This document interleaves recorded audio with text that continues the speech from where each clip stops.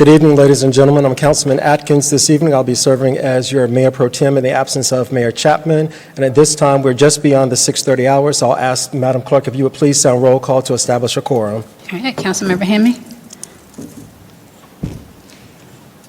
Present. Councilmember Freely. Present. Mayor Pro Tem Atkins. Present. Councilmember Ziegler. Present. Councilmember Cummings. Councilmember Mitchell.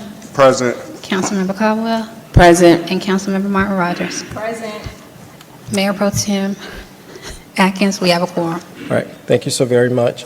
At this time, I'd like to call, if she is here, Reverend Tanji Clark of St. Paul Missionary Baptist Church for the invocation. Is Reverend Clark here? I see the other Pastor Mobley. No? Okay. Absent Reverend Clark, at this time, if you would please just join me in a moment of silence.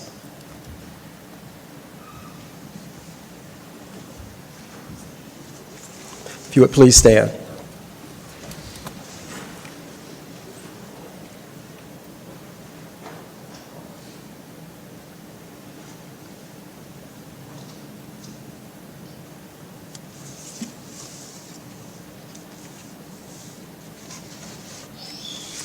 Thank you. If you would please now join me in the Pledge of Allegiance. I pledge allegiance to the flag of the United States of America and to the republic for which it stands, one nation, under God, indivisible, with liberty and justice for all. Thank you. This evening, our Sergeant at Arms is Captain Robinson. Captain Robinson, thank you so much for being here, and thank you so much for your service. Council members, at this time, I'll entertain a motion to adopt the agenda as presented. Is there a second? Second. It's been moved by Councilmember Freedley, seconded by Councilmember Ziegler, that we adopt the agenda as presented. All in favor, sound aye. Discussion? Discussion? Okay. Yes. Councilmember Hemming. Yes, Mayor Pro Tem, I'd like to add right before comments from council, an item to make appointments to boards, authorities, and commissions, please. Just before council comments? Yes. Okay. Any other edits or additions to the agenda? Councilmember Freedley, with this amendment, does your motion still stand? Yes. Councilmember Ziegler, does your second still stand? Yes. Okay. If there are no other additions to the agenda as presented and amended, I'll entertain a motion. All in favor sound aye. I'll entertain a roll call, the call for the vote. All in favor sound aye. Aye. All opposed sound nay. Hearing none, the ayes have it. The agenda is adopted as amended. Council members, at this time, I'll entertain a motion to approve our February 2nd City Council meeting minutes. Mayor Pro Tem, Yes, Councilmember Freedley. I move to approve the City Council regular meeting minutes from the meeting on February 2nd, 2026. Is there a second? Second. It's been moved by Councilmember Freedley, seconded by Councilmember Martin Rogers, that we approve our February 2nd City Council meeting minutes. Any discussion? Hearing none, all in favor sound aye. Aye. All opposed sound nay. Hearing none, the ayes have it. Our February 2nd City Council meeting minutes are approved. Moving on to public hearings. This evening, we have one public hearing. It's for case number P as in Paul 2025 R as in Robert Z as in Zebra -001-11. This is a rezoning request by Daniel Delaire, who is the applicant for property located at 2461 McAlpine Terrace, from RL Residential Limited to Zoning District to R2 Two-Family Dwelling Zoning District. Public hearing is required. At this time, Madam City Attorney, if you would please read the rules for public hearings. Absolutely, Mr. Pro Tem. The public hearing procedures are found at Section 10-2219 in our city code. Before adopting any change to the zoning maps or text of the zoning ordinance, the City Council shall hold a public hearing following the public hearing by the Planning and Zoning Commission, where a recommendation was made on the petition. Public hearings before the City Council shall be conducted as follows. The presiding officer will call for a motion to open and close the hearing. The presiding officer or his or her designee will introduce the proposed zoning amendment before City Council. Staff will then be called upon to present the Planning Commission's recommendation and summarize the staff's written report. Persons both favoring and opposing the proposed amendment will then be provided an opportunity to address the council. The applicant for the proposed amendment or the applicant's designated representative, if any, will be entitled to speak first, followed by other speakers in favor of the proposal for a total of 15 minutes. Those who oppose the proposed zoning amendment will then be permitted to speak for a total of 15 minutes. By majority vote, the council may increase the total time for speakers, provided that each side is given the same amount of time. If there is more than one speaker for a side, the presiding officer may limit the time allotted to each individual speaker other than the zoning applicant. The zoning applicant may reserve a portion of his allotted time for rebuttal. Speakers must adhere to the rules of decorum. Prior to speaking, each speaker shall identify himself or herself and state his or her current address. Each speaker shall speak only to the merits of the proposed zoning decision under consideration, shall address remarks only to the council, and shall refrain from making personal attacks on any other speaker. The presiding officer may refuse a speaker the right to continue if, after first being cautioned, the speaker continues to violate the rules of decorum. Okay, thank you, Madam City Attorney. We've heard the rules for our public hearing. We've also heard the caption, this is a rezoning case. At this time, I would like to ask City Manager if you would please call your staff to present the case. Thank you, Mayor Pro Tem, Council. I'll have our Director of Community Development, Planning and Community Development, Kim Smith, walk us through this item. Thank you. Ms. Smith, the floor is yours. Good evening, Mayor Pro Tem and fellow council people. Kimberly Smith, Planning and Community Development Director. And we also have with us today Mr. Lee Kelly, Assistant Director of the department. In reference to this item, property located at 2461 McAlpin Terrace, known as case number P2025RZ-001-11. The applicant is Darnell Delaire. The current zoning of the property is RL, which is our urban residential zoning district. The applicant is seeking to rezone this property from RL to R2, our two-family residential zoning district classification. As stated, the property is zoned residential limited. The request is to rezone it to R2, two-family zoning.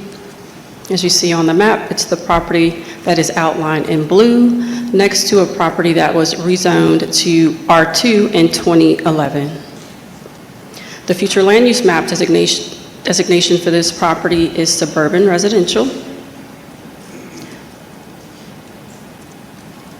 And based on Planning Commission's recommendation, Planning Commission did recommend approval along with staff's recommendation of approval. That's the end of our report.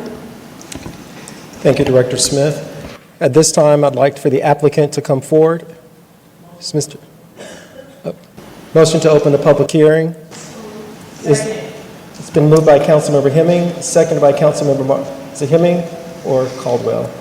Moved by Councilmember Hemming, seconded by Councilmember Martin Rogers to open the public hearing. Any discussion? All in favor sound aye. Aye. All opposed sound nay. Hearing none, the ayes have it. The public hearing is now open. Mr. Delaire, the floor is yours.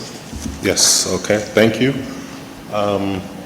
So we're here just looking to, once again, propose in Can you front of speak into the microphone, please? Just State proposing your first and last name and your current address. Darnell Delaire, 2461 McAlpine Terrace, East Point, Georgia.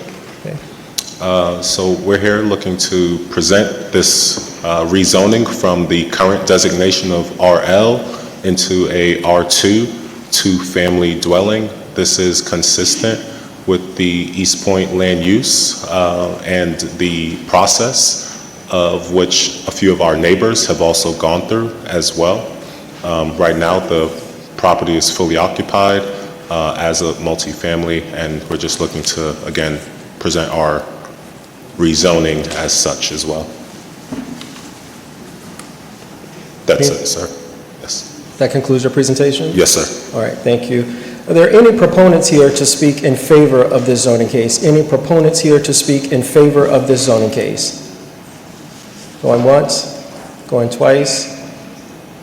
No takers. Are there any opponents here to speak against this zoning case? Any opponents here to speak against? Going once? Going twice? No takers. Council members, at this time, I entertain a motion to close the public hearing. for case number P as in Paul 2025, R as in Robert, Z as in Zebra, -001-11. So moved. Is there a second? Second. It's been moved by Councilmember Ziegler, seconded by Councilmember Martin Rogers, that we close the public hearing. Any discussion? All in favor, sound aye. Aye. All opposed, sound nay. Hearing none, the ayes have it. The public hearing is now closed. You may be seated, Mr. Delaire. Thank you very much. Council members, we've heard staff's report on this agenda item with their recommendation. We've also heard from the applicant. There were no opponents or proponents for this case. At this time, I'll entertain a motion.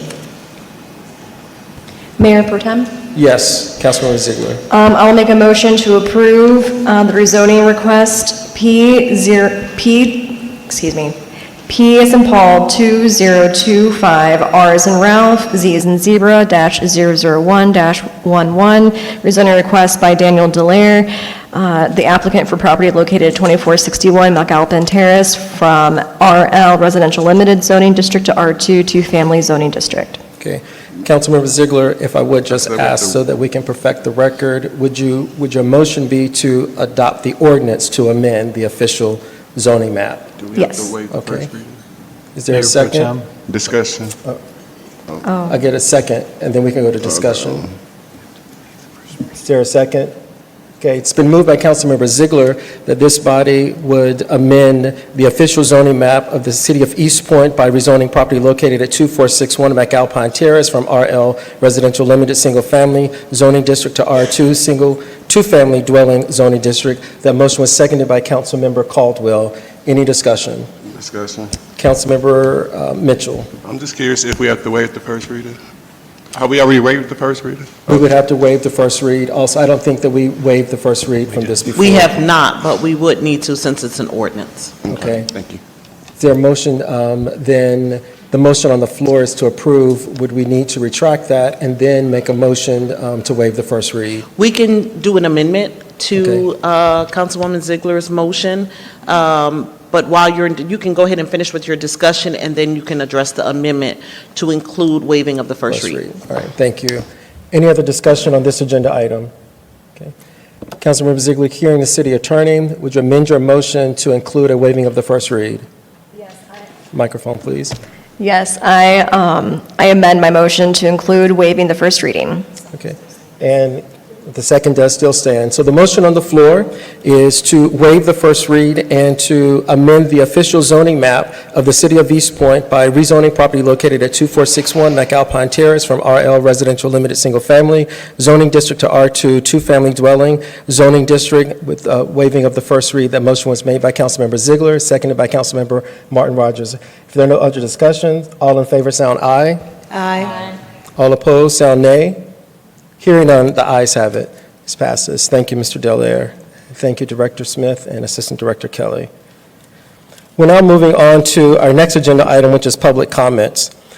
The public may speak during the public comment section of the agenda. The city clerk shall make the public comment form available in the City Hall lobby prior to the start of the meeting. All speakers must complete a comment form and provide a completed comment form to the city clerk between 6 p.m. and 6:25 p.m. prior to the start of the meeting. Subject may include any subject of choice. There will be a 3-minute time limit for each speaker. Should the speaker desire to give his or her time to another speaker, he or she may do so by notating what speaker shall receive the time of his or her comment form. Provided that the speaker, given his or her form, that he or she gives all or part of his or her time, up to 3 minutes to another speaker for a total of 6 minutes of speaking time. Speakers may address the council only once during the time of the agenda. Speakers must identify themselves and their current address prior to speaking. Questions from speakers may not be addressed during the public speaking section of the agenda. East Point residents will have priority over other speakers. There will be a total of not more than 60 minutes for the public speaking section of the agenda. Speakers may only address the presiding officer. Speakers shall observe all rules of decorum. No debate, disrespect, or obscenities shall be tolerated. The presiding officer may rule any such individual out of order that fails to comply with the foregoing. At this time, Madam Clerk, how many speakers do we have? We have, Could you speak into the microphone, please? sir, we have 7 public comments this evening. 7 comments, Yep. okay? And up first, we have Ms. Zara Moss. Ms. Zara Moss, you please approach the podium.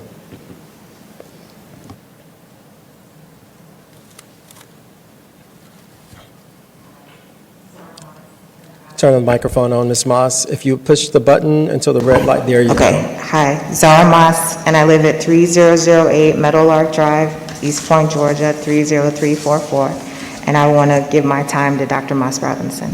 Okay, thank you. Our next speaker, would that be then Dr. Robinson? Yes, Mrs. Sandra Robertson. So, Ms. Robertson, you'll have 6 minutes, okay? You'll have 6 minutes to speak. You'll have 6 minutes to speak. Yes, ma'am.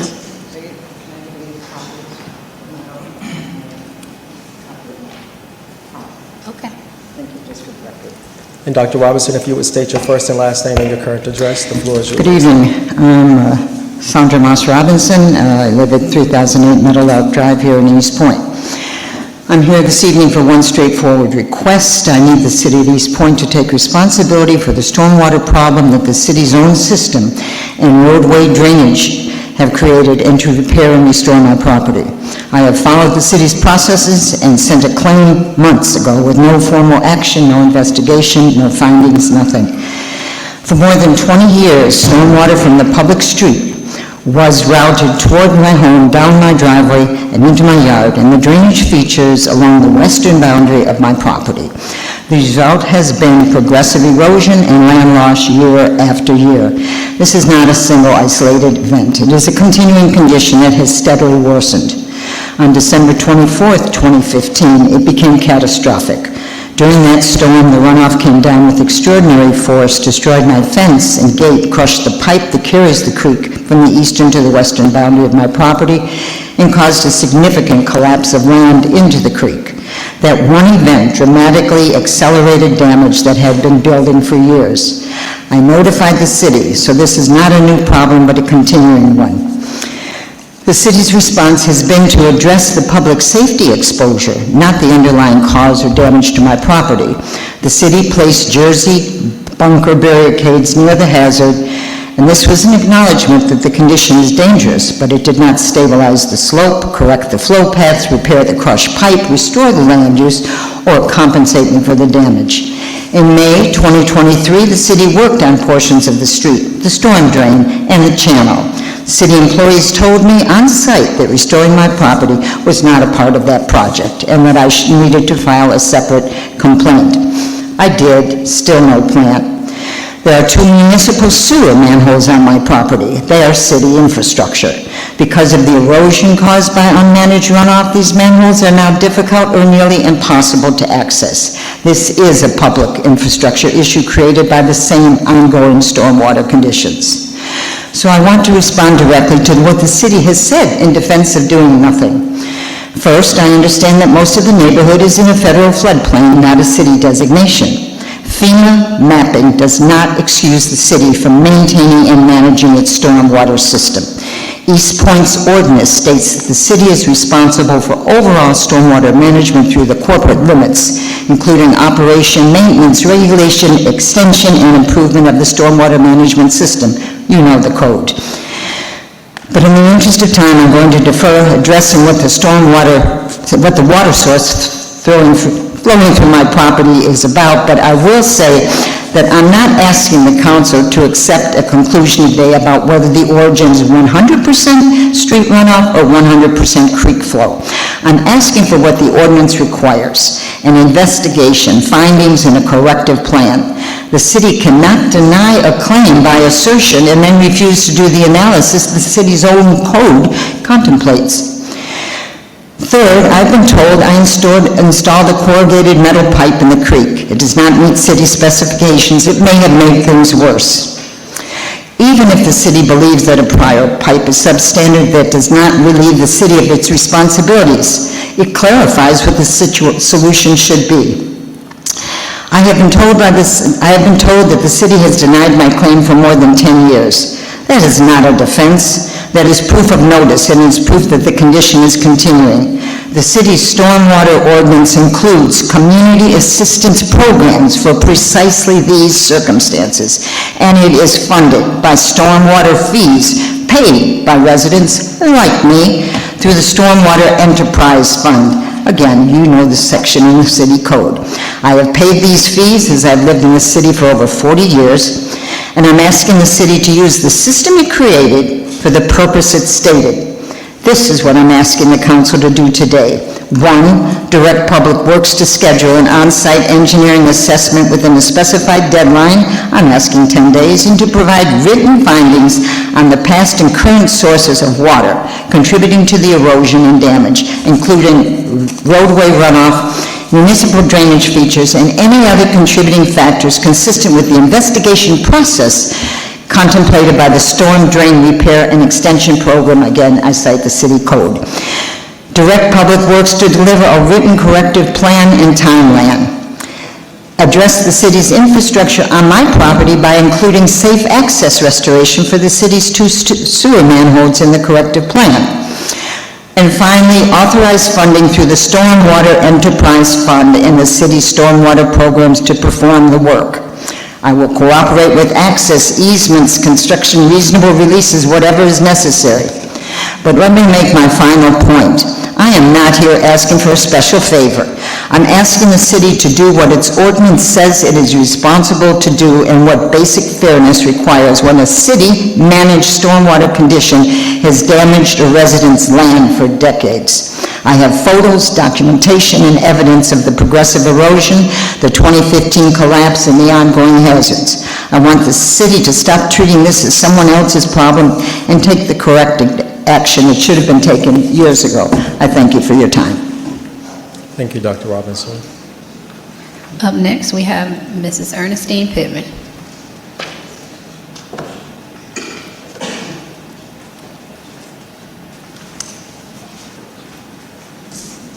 Good evening, Mr. Mayor Pro Tem. My last item that I was going to speak on tonight concerns stormwater. Mayor and council need to repeal and or amend the Stormwater Management and Stormwater Utility Ordinance ASAP, like starting tomorrow.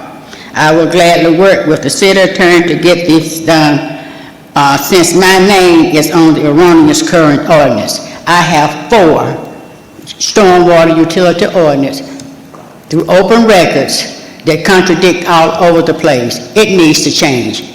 And my name should not be on anything except approval of the fee to be started. Now, we need to go on and get this done straight, because if it goes elsewhere, the city is going to be out of more money than it can afford. 60% of all stormwater monies collected since 2014 is supposed to go to community planning. 60%. The other 40% goes to the city general fund for public works or whatever. But the stormwater utility ordinance begin with the city will have a stormwater engineer. Not bringing in someone from outside, but that person's salary is supposed to be paid out of that. We have former council member Jackie Slaughter Gibbon was on that for the 7 years it took to get it passed. Councilmember Ron Rogers came in at the end. What I signed was on November 26, 2013. December 31st, 2013, I left office. So there was no way an ordinance bearing my signature that included the fee rate in 2012 was signed by me, let alone the one that was posted 27, then changed to 2010, that had the late farmer Joe Maker's name on it. I was mayor October 2010, not Joe Maker. All of this I have. I also have 2 citations for protesting against this ordinance, because it was not what we passed, it was not what I signed.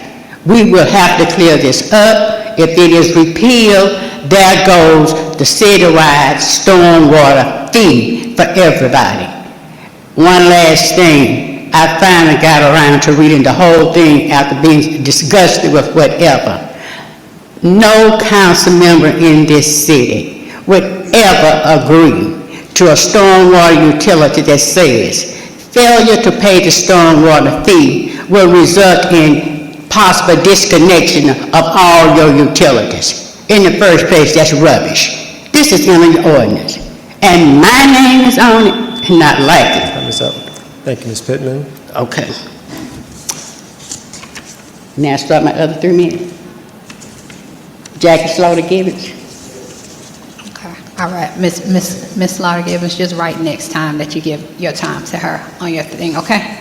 Thank you. So just for the record, Ms. Pittman gets an additional 3 minutes, time received from Yeah, Ms. but- Slaughter Gibbons. Just 1 second, Ms. Pittman. But I come back. Just 1 second, Ms. Pittman. Just for the record, Madam Clerk, that the time, 3 minutes is given from Ms. Slaughter Gibbons, is that correct? Yes, that's Okay. what she said, it just wasn't written on the paper to be given to her. Ms. Pittman, you may speak for additional 3 minutes. Come back or You can speak now. okay. All right. Now, tonight, I want to tell Mayor and Council, you need to act. You act by passing motions, by bringing them to the floor. If they don't pass, everybody will know it, and they will know what was in it and what was discussed. Debate takes place in this chamber, not on the phone, chat rooms, or whatever. You need to defund our positions in the Office of Equity, Inclusion, and Empowerment.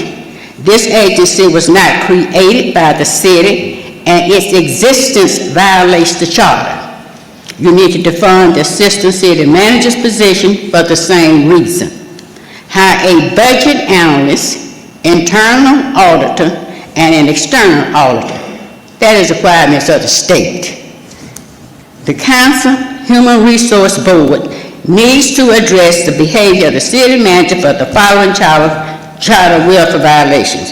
Hiring an assistant manager without council approval for the position, salary, and benefits. Failing to provide any monthly financial reports concerning the financial health of the city. Yet he claims that the stormwater utility has a $4 million deficit and the water and sewer department has a $10 million deficit.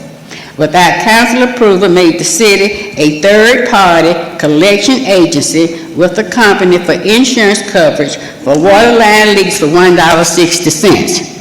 If we had 16,000 residential users when I was mayor 10 years ago, you know it exceeds that. But using that $16,000 figure, the city would be collecting $25,600 a month and $307,200 for the year. Where is the contract? Council, only council can set fees. If you read the charter with all that education money you've been getting, you'd know that. It's time for your education that we're paying for to start paying off. All right? Attempting to add a right-of-way agreement to change the sanitation's route without any significant information to how that will affect backyard pickup or any related proposed costs to the residents. Moving council events to events under him. That money should be in non-departmental. The Around the World Soccer Festival is no more than an exorbitant price, winds the wind down, that will not benefit the city. The city attorney position needs to be defunded, and a city attorney who will be in the city from 8 a.m. to 5 p.m. needs to be hired ASAP, like tomorrow. And the assistant city attorney also. Thank you. Thank you. Madam Clerk, our next speaker. Up next, we have Mr. Timothy Hurd. Can you say that again, please? Timothy Hurd. Mr. Hurd. Oh, sorry. Timothy Hand, sorry. Come on, Mr. Hand.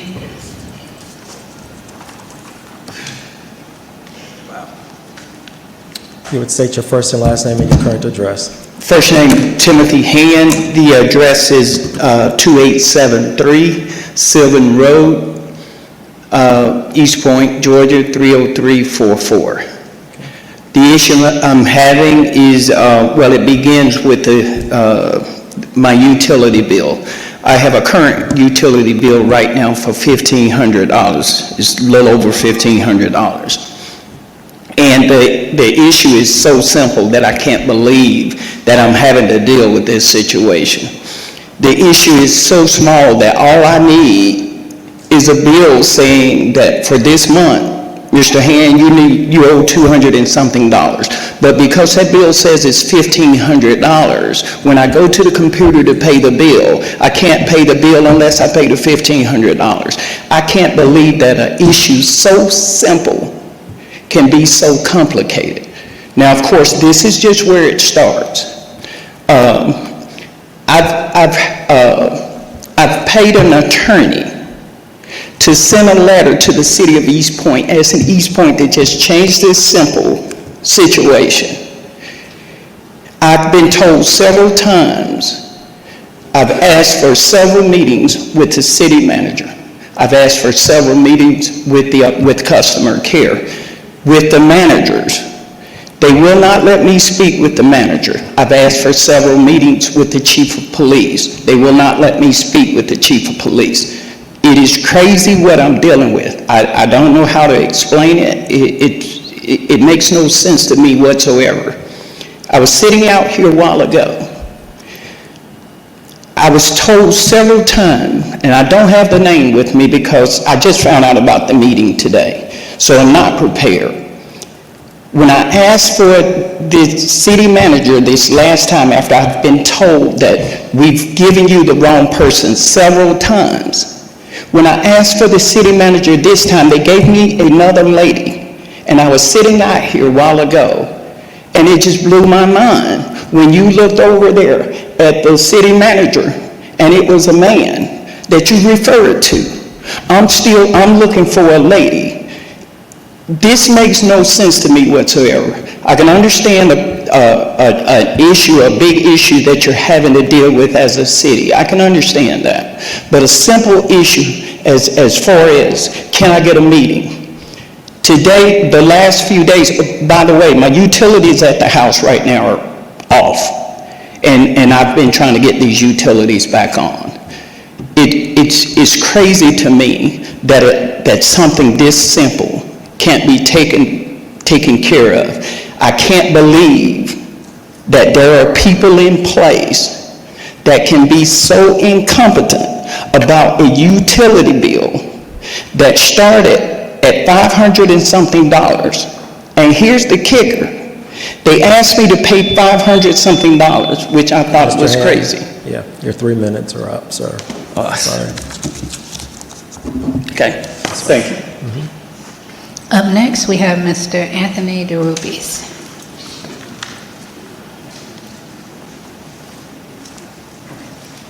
Good evening, Mayor Pro Tem. Anthony DeRubis, 3171 East Point Street. Been a resident for about 15 years.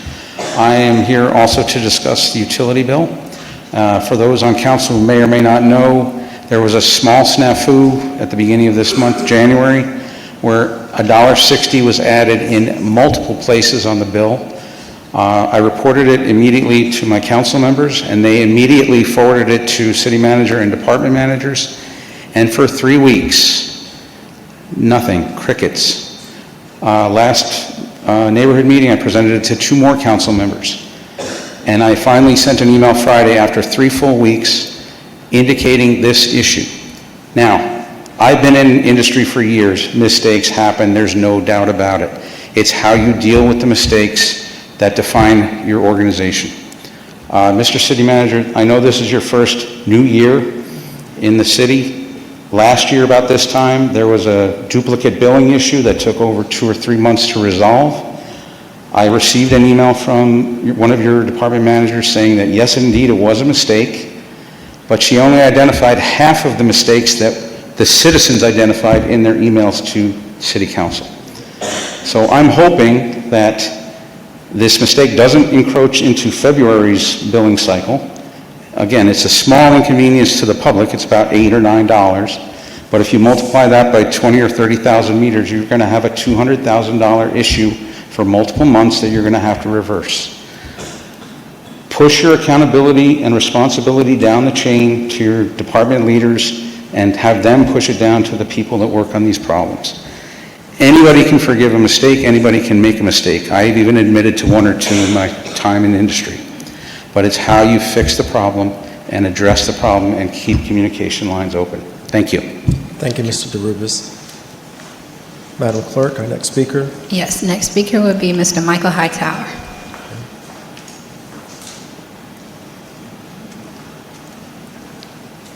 Good evening, Mayor Pro Tem, members of council. Michael Hightower, 1513 East Cleveland Avenue here in the city of East Point in the Wagon Works building. I'll be very brief because I only have 3 minutes. And really, this is my first time ever having to come before the remarks of the citizens, ever. For me to be here tonight, missing 2 meetings means that it is important. I want to, of course, recognize and thank our new city manager. And this matter that I'm talking about tonight should really be in his court. So, Mr. Jones, I look forward to getting with you.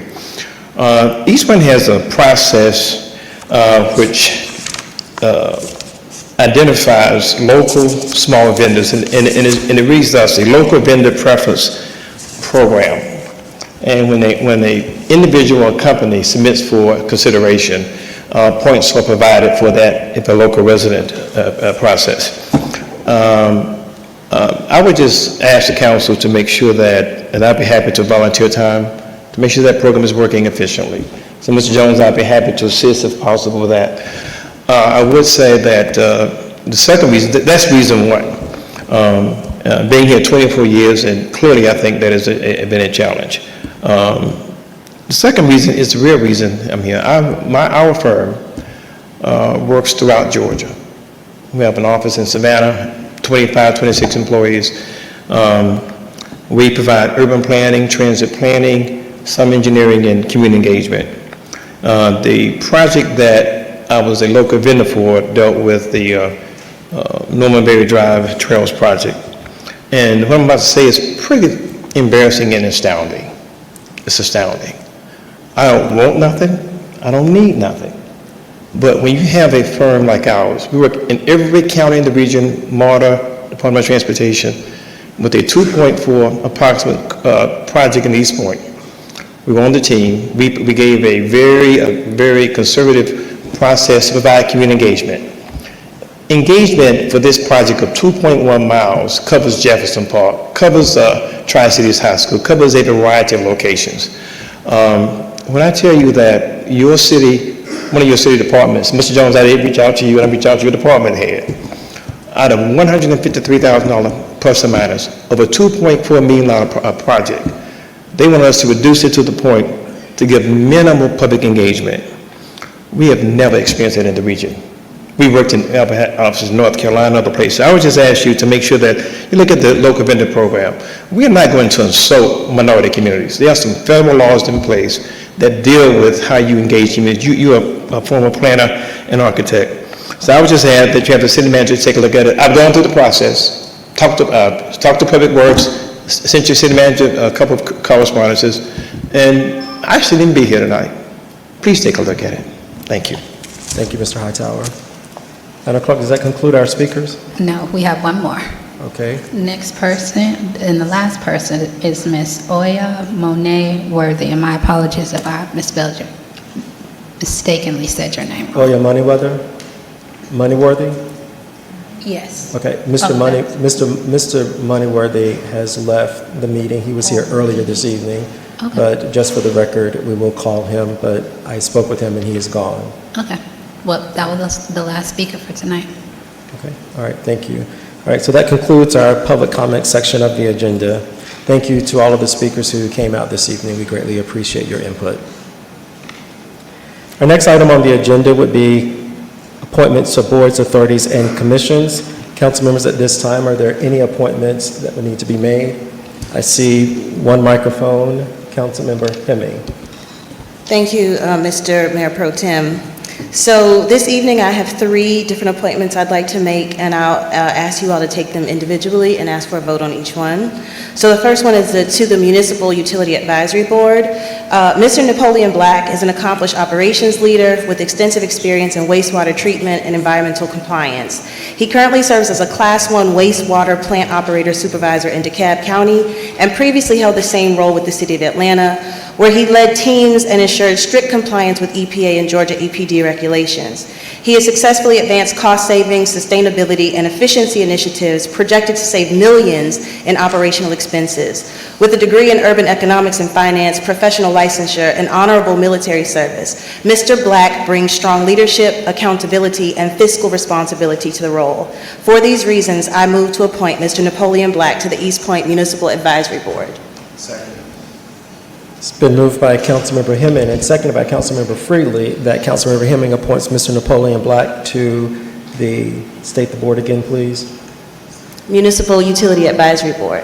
The Municipal Utility Advisory Board. Any discussion? All in favor sound aye. Aye. All opposed sound nay. Hearing none, the ayes have it. Any other appointment? Yes, sir. My next is for the East Point Downtown Development Authority. Mr. R. John Anderson brings more than 30 years of experience in architecture, planning, and development with deep roots in the Tri-Cities and Southwest Atlanta areas.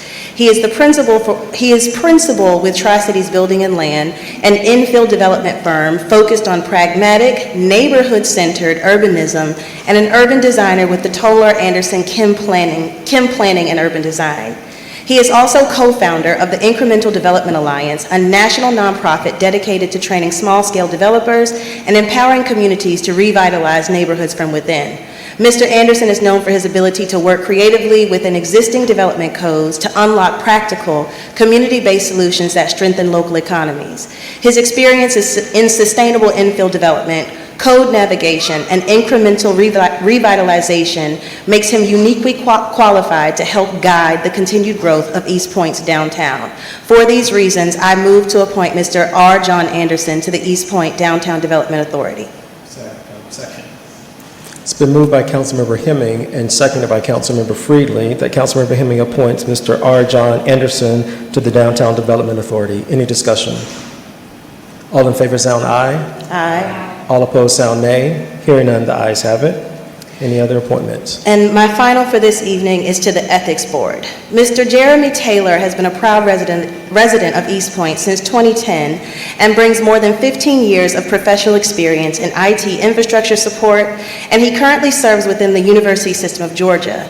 He has a degree in computer information systems. His work requires daily judgment in areas of privacy, security, project management, and social equity. He is responsible for protecting sensitive data, maintaining user trust, and ensuring equitable access to resources, all while adhering to strict professional codes of conduct. His commitment to accountability, transparency, and organizational integrity makes him well-suited to serve on East Point's Ethics Board. And for these reasons, I move to appoint Mr. Jeremy Taylor to the East Point Ethics Board. Is there a second? It's been moved by Councilmember Hemming and seconded by Councilmember Freely that Councilmember Hemming appoints Mr. Jeremy Taylor to the Ethics Board. Any discussion? Hearing none, all in favor sound aye. Aye. All opposed sound no. Hearing none, the ayes have it. Thank you, Mayor Pro Tem. Sure. Yes. Councilmember Martin Rogers. Thank you. This evening, I would like to appoint Ms. Ernestine Pittman to the Municipal Utility Authority Board. Second. It's been moved by Councilmember Martin Rogers and seconded by Councilmember Hemming that Councilmember Martin Rogers appoints Ms. Ernestine Pittman to the Municipal Utilities Advisory Commission. Any discussion? I got you. Any discussion?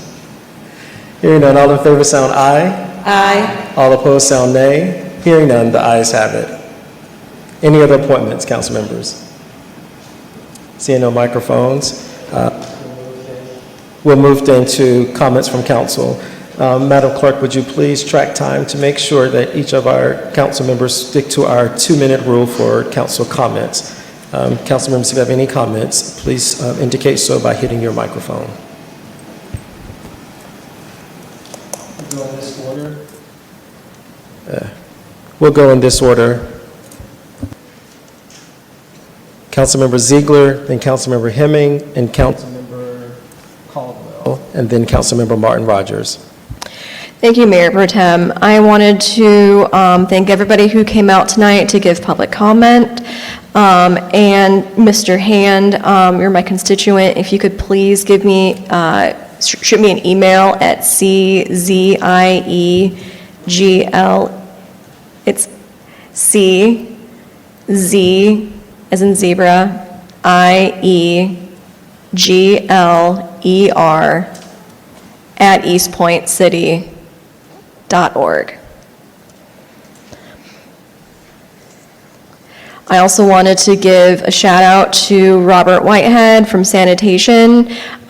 He's amazing to work with. He's very responsive with emails.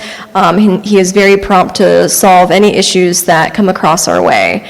So just wanted to give a shout out to Mr. Robert Whitehead from Sanitation. Those are my comments for tonight. Thank you. Thank you, Councilmember Ziegler. Councilmember Hemming. Good evening, East Point, and I also want to thank those who came out. I heard a couple of concerns, and I just want to reiterate them and document them for the record. So I heard 3 different concerns about the stormwater, and Ms. Pittman, I'd like to follow up with you about those ordinances that are in conflict with each other. I also heard several concerns about the customer care and billing issues, so it sounds like Mr. Hand, Councilwoman Ziegler is also going to follow with you, but I'd like to know more details about what you're concerned about. And then also Mr. DeRubis, thank you for continuing to be active. And this is what happens when we have someone who is qualified and talented on our board, so thank you for your service to the Municipal Utility Advisory Board. And then Mr. Hightower, I heard a concern from you about the administration of our local vendor performance program. You have my commitment to follow up and find out what the details are of those things are. And then finally, I just want to share with the East Point community that on Sunday, March 1st, St. Paul Missionary Baptist Church will celebrate 65 years of service to this great community. I would love if folks came out and continue to celebrate with this historic church that has done so much for our community. Those are my comments for this evening. Thank you very much. Thank you, Councilmember Hemming. Next, I will recognize Councilmember Caldwell. Thank you. And thank you to Councilmember Hemming for summarizing what we heard tonight. Thank you to the residents for coming up and speaking out. I just have 2 comments that I wanted to make. One, just a reminder that the Ward D meeting, community meeting will take place February 26th. Here we'll be able to share some important updates around, just important department updates, and also share some insight into upcoming projects. Just wanted to say to the community to be on the lookout for location details via mail. We'll send that out in the mail. And then one other comment around a recent STEM program that took place at Paul D. West. I just wanted to highlight the great work from the Fulton County Flowers Program and, of course, the Paul D. West Middle School for putting on an amazing, energetic event for our children to learn about STEM careers. Thank you, Councilmember Caldwell. Next, I'll recognize Councilmember Martin Rogers. Thank you. Good evening, and thank you for sharing your comments with us this evening. Couple of things. Please consider making a donation to the East Point Public Safety Foundation. Your support helps create a safer East Point. Whether you're a resident, business owner, or nonprofit leader, your donation goes directly toward initiatives that benefit the whole community, and you can go online to make those donations. I'd also like to take a few moments to thank personally the East Point Fire Department. On yesterday evening, one of my neighbors lost their entire home to a fire, and when I tell you our East Point Fire Department was just on the scene from the start of the fire until I went back by the location this morning at 8:00 a.m. until 10:00 a.m. when they got the fire put out. I just wanted to highlight them due to that tragedy. Job well done, East Point Fire Department. We also had a previous meeting and a presentation in which March 16th, the East Point Conventions and Visitors Bureau is scheduled to come and give us a presentation on March 16th. I would like the record to reflect that we will not be having a council meeting on March 16th and ask that they be moved, Madam City Clerk, to the March 2nd meeting for a presentation. Again, there will not be a quorum on March 16th. Thank you so much. Those are all of my announcements. Thank you so much. Any other council members with announcements? Okay, I have a couple. First, I'd like to announce that the Tri-Cities High School Performing Arts Division will be performing The Color Purple I would ask and encourage all residents in the city of East Point to go out and support our local arts and our local high school. That performance will go, I believe, from the 26th of February to the 1st of March. I would also like to announce that New Grant Chapel, AME Church, located in the historic East Washington neighborhood, will be celebrating 132 years of service to the community. On Sunday, March 8th at 10 a.m., all are invited to come out. That church has been a long-standing place of worship in the city of East Point. And finally, I'd like to announce that Councilmember Ziegler and I will be hosting the Ward B Community Meeting on Monday, February 23rd from 6:30 p.m. to 8:30 p.m. at the Arts Exchange. By way of this announcement, we are also inviting any of our council members to come out and join us, particularly any of our newly elected council members, so they will have an opportunity to engage with the residents. And that does conclude my announcements. If there are no other announcements from any council members, we'll move on to our next agenda item, which is presentations and announcements. Our first presentation is an update on the salary plan and benefits, the cost download. That is a human resources presentation. Mr. City Manager, would you please call the appropriate staff to the podium for that presentation? Thank you, Mayor Pro Tem, City Council. As you're aware, the city has made quite a bit of investment in its human resource, particularly its employees. I'm going to be asking Ms. Iris Jesse, our Human Resources Director, to come up and report on those activities as well as others. Thank you. Thank you. Good evening, Madam Mayor, members of council, Mayor Pro Tem. It is my pleasure to be joined tonight by Mr. Mark Holcomb. Mark is a managing project director with Evergreen Solutions out of Florida. They have been the company that has directed our 2 phases of our pay and classification study. For those members who were not a part of the council, I'll give you a quick recap of how we got to where we are today.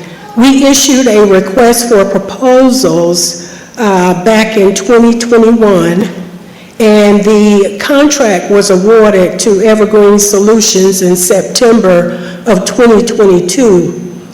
Evergreen Solutions began assembling their data, a data file of all employees, salaries, departments, supervisors, job descriptions, organizational charts, and pay scales from East Point in January of 2023. From January 2023 to April 2023, Evergreen Solutions staff were on the ground here at the city of East Point meeting with employees. They used various job assessment questionnaires to hear directly from employees. Evergreen Solutions prepared a study update in August of 2023, another in October 2023, and provided a follow-up on questions posed by city council members. The council members had a couple of choices to make in implementing phase 1, and they chose to go with bringing everybody up to a minimum of $20 an hour. I wanted to give you that background because we've been working at this for a while. So in addition to your support, we've had support from previous councils, and the employees have expressed appreciation for your commitment to upgrading salaries and benefits here in the city of East Point. Mark Holcomb is going to give you an overview, and then Mr. City Manager, however you want to handle it from there, we're here for any questions. Mark? Thank you, Ms. Jesse. And Mr. Holcomb, before you speak, I would like to remind everyone that per this agenda item in our charter, we have 30 minutes for presentations. And so, Madam Clerk, would you please start the time and that is a total of 30 minutes for all of the presentations. If you would just remember that as you're presenting, Mr. Holcomb, we greatly appreciate it. Can I plug in a USB? Sure. Okay, thanks.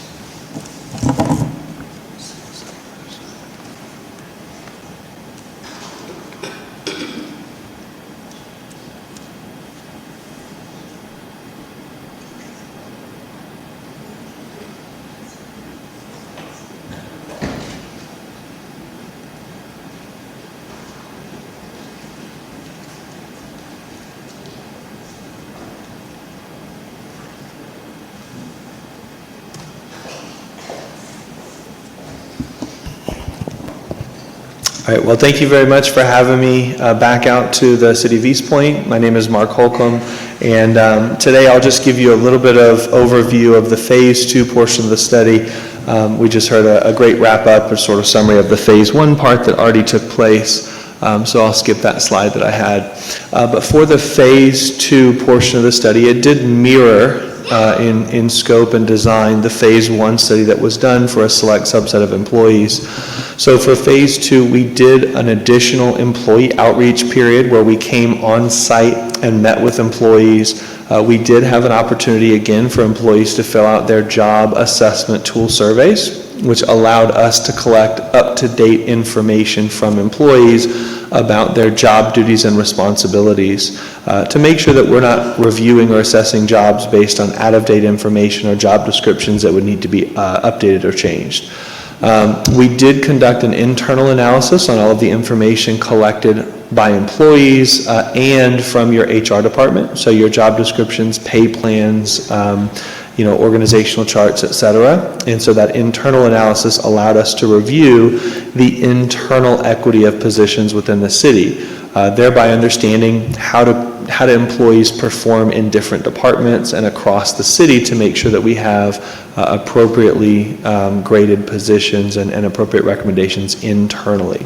We also did an external analysis to compare you all to the local market here to make sure that you're competitive with other peer organizations in your area. I will show a summary in a few slides of who we compared to and what those results showed.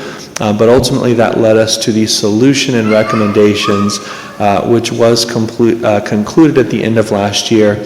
We did also have an employee appeal process, so for employees to be able to submit if they thought anything was overlooked or missed during the process, we were able to address those questions on a one-off basis where they would submit an appeal, and we did provide written documentation back to HR to address those employee appeals. So for the market organizations that we looked at, we did look at 20 different organizations. So you'll see them listed on the right-hand side of the screen there. These do closely mirror the organizations from the Phase 1 study. I believe only one peer was different. So we did want to keep that high level of consistency there. We did adjust responses for cost of living. So you can see over on the right-hand side that cost of living number. That number shows how cost of livings compare to the U.S. national average of 100. So the City of East Point being at 112 shows that you all are about 12% more expensive than the national average, whereas you may have a peer that would be relatively cheaper to live in with a lower number. We didn't want to penalize employees or the city and put you in an uncompetitive spot by comparing without cost of living. We did look at 80 different positions directly versus the market in the Phase 2 study. We had an excellent response count of about 11, a little more than 11 matches per position. So it is important to indicate when we match those positions to the market, we don't try to get 20 matches for every single position because not every organization operates in the same way. So we did match only those jobs where job duties and responsibilities aligned with the way that you all operate here in the City of East Point. So that 11.5 matches, again, provided us an excellent basis to work from. So the market results overall did show the city trailing the market. Before the cost of living adjustment, it was about 15% at the minimum of the range, up to a little less than 30 at the max. When you look at the cost of living adjustment, it goes to about 17.5 at the minimum, all the way up above 30% below the market at the maximum. The results were not a surprise in the Phase 2 because they did, again, align, to a degree with the Phase 1 results, obviously not being identical, but we did see a similar market gap as well. And so this does show you how you all relate to your peer organizations, or rather how you did before the recommendations that have now been implemented. So we did find a market gap that needed to be addressed. And again, the numbers there show why having competitive compensation was important for us to make recommendations on. So the recommendations that we did make were consistent with the Phase 1 approach. So we did look at the Phase 1 recommendations that we had, bringing employees up to that $20 minimum, but then we also did look at compression in the system. And so when we say compression, what that means is that would refer to things like an employee who's been at the city for 15 years versus an employee who just started. If they're making the same salary, we would call that compression because the employee with the longer tenure has not moved through the pay scale. So we did look at compression adjustments and make recommendations on those as well. We did look at different methodologies for public safety and general employees, just to recognize the different career paths that they're on. But we did have additionally a step plan recommendation for the public safety that looked at time in rank versus the hybrid approach for general employees that looked at time in position and total time with the organization. We did have some appeals that came out on the compression. Again, we addressed those on a one-off basis as employees or department directors let us know they felt like something else needed to be considered. So all of that was done, again, and provided to HR for implementation. So here's a picture sort of what the new employee ranges look like. Here are the general pay plan ranges that show a 55% spread from minimum to maximum. What that means is your employees will have plenty of room to grow. As you hire at the minimum of the range, you'll be able to progress employees 55% before any additional changes that you all make. So again, if you give cost of living adjustments or move the ranges, that would increase the growth potential for employees, but this does match what we typically see in your market, so it was a very market competitive plan. With the public safety plans, for brevity on the slide there, we're just showing you the minimums and maximums and midpoints, but each of these is a step plan with 15 different steps that employees could progress. And so again, what that would mean is council would be able to grant a step increase to move employees from step 1 to step 2 and so on and so forth to get them through the plan. If a step is granted every single year, employees would take about 15 years to move through their scale. And again, that would put you in a competitive position versus your market peers in public safety, where they do tend to favor step plans versus the open range plans of general employees. So lastly, just to cover, and again, I know not everybody was here last time I came out, but since the last presentation that we gave last year, the final 2 items that we did deliver were the job descriptions provided to HR for distribution to departments. So our job descriptions were a summation of our recommendations for changes to each of the classifications that submitted survey data. They are just recommendations from Evergreen, so while we believe they're accurate based on the data we have, we do always ask the departments to review those just in case something was missing from a survey or there's something phrased in a way that would create operational difficulties. So again, that's been provided, or rather was provided about halfway through last year. And then the employee appeals were completed on December 31st. We did open those up in the fall, and employees had until December 31st to submit their appeals. So appeals were evaluated based on evidence submitted. So employees were not simply able to say, hey, I'd like to make more money, or I'd like an increase or a promotion. We did look at job duties. We looked at experience that wasn't considered. If an employee was able to provide documentation that showed that something was either amiss or something wasn't considered as it should have been, we did grant some of those appeals. But of course, others were denied because some employees did ask for more perceptional items, such as a promotion, or asked for consideration of things that were outside of the study. So those are the last 2 items that we completed towards the end of last year. And again, there's a summary of the project process. I'm happy to address any questions or any other way I can help. Thank you, Ms. Jessie. Thank you, Mr. Holcomb.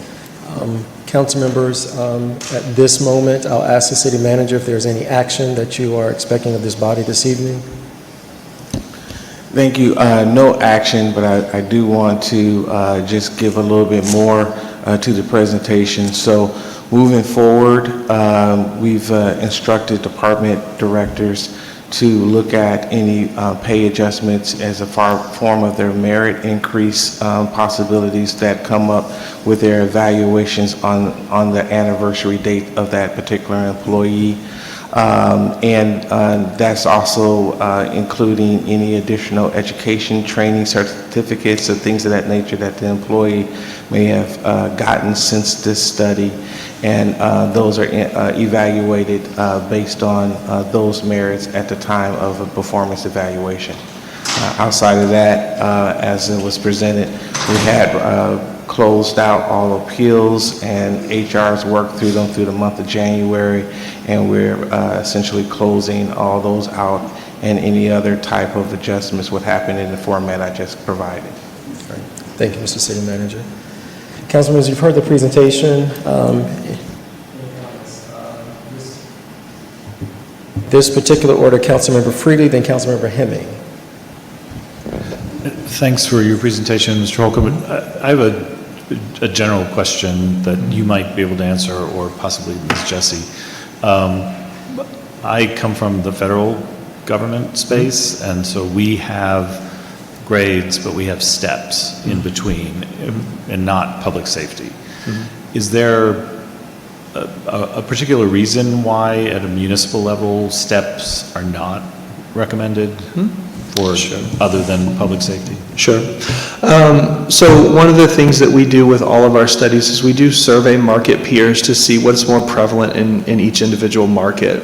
So when I said that general employees typically don't have steps, that would be more true in this region of the country. In other regions of the country, they are a little bit more prevalent, but in the Southeast, typically, and not always, but typically general employees don't have step plans. It does allow for your organization to have a little bit more flexibility. One of the struggles with the step plan is you have to either grant a full step or nothing. And so if it's a 3% increase, sometimes councils do find, well, we can't grant 3%, but we could grant 2%. And so you're able to have that flexibility to grant some increase rather than none. But really, the main reason from Evergreen's perspective is the market peers that we surveyed, we didn't see the prevalence of step plans in the market here.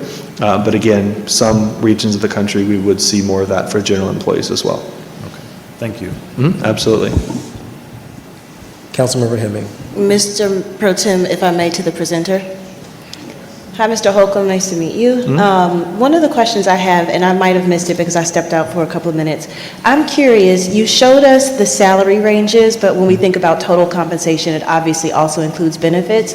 Does your analysis look at how these changes in salary ranges then would impact us from a budgetary standpoint related to the overall benefit package? Sure. So there are two things that sort of address that indirectly a little bit.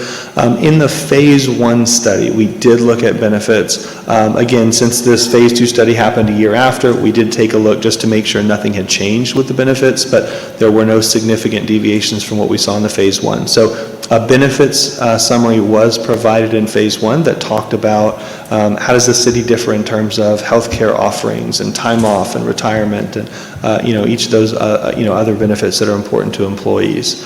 The other thing is, again, we did work with your HR and finance teams just to make sure fringe costs were looked at and included, because you're right, it's not just as straightforward as saying, what is the salary. That obviously is going to have an impact for the total compensation. So I'd want to double check the results from phase 1 before making any definitive statements on benefits, but that was provided, and I'll be happy to make sure HR has a copy if you'd like to see that. Thank you. Mr. Pro Tem, if I may, to the city manager. Yes. Mr. City Manager, I just, to reiterate the question that Mr. Pro Tem brought up, I'm just curious where we are. I recognize that there's not an action before us tonight, but I want to orient myself how this presentation impacts the budget conversation, impacts other decisions that need to be made. So can you provide a little bit of color how I should be receiving and interpreting or dealing with this information? Yes, I think a lot of this activity happened in this current fiscal year. And typically, when we move into a new fiscal year, there's some estimation on where we will be as far as cost of living adjustment and things of that nature. While cost of living is still something that we will be taking a look at, obviously cost of living is impacted with some of the micro analysis that I presented in my earlier presentations. But this kind of gives us a format of the type of investment that we have made in the baseline adjustments. So one of the things that the consultant didn't spend a lot of time talking on is the market on where we kind of fall in. And although the cost of living adjustment showed a number of cities that we compared ourselves to, we also compared ourselves to in the salary and where we are. And we started very low. We were maybe at the bottom, close to it. And we really fought to get ourselves kind of in the middle of the pack. So we're feeling comfortable that we at least have some strong marketability. We certainly feel strong with our benefits, which you've been in on some of the earlier conversations when we have made those decisions. So I think we're in a good spot, but as I also shared, cost of living is not slowing down, and it's certainly current folks that look at those indicators are saying it's kind of moving up again where we thought we might be stabilizing a bit. So it is still affordability, the question that comes up. So keeping that in account, looking at where we might need to do to maintain our status of marketability is something that we will need to consider and think about as we plan our next budget. And finally, Mr. Pro Tem, I'd like to move that this item and continue discussion, keeping up with the merit conversation that the city manager had, also this question about marketability and this potential impact on the budget. I'd like to move that the Human Resources Committee continue to have dialogue about this presentation and those surrounding items. So is your motion that we move the discussion to Human Resources for additional discussion and any action or recommendation to the body? Well, right. Depending on what the conversation is with the city manager, the Human Resources Committee may make recommendations to the body about what to do with this information, including specifically the merit piece that he just mentioned, the marketability piece that he just mentioned, and any budgetary impacts, changes, et cetera. Is there a second? Second for discussion. Okay. It's been moved by Councilmember Hemming that this item be moved to HR for greater discussion and come back for recommendation. It's been seconded by Councilmember Martin Rogers for discussion. Can I just also add to include cost of living adjustment as that part of that discussion? Yes. Is that okay for that? I'm for happy your to motion? amend my motion to include cost of living adjustment. And does your second still stand, Councilmember Yes. Martin Rogers? Okay. And Councilmember Martin Rogers, I'll recognize you for discussion. Thank you, and I guess I just need to, I would like to hear, I would like for the city attorney to weigh in on this, because the human resources, we strictly deal in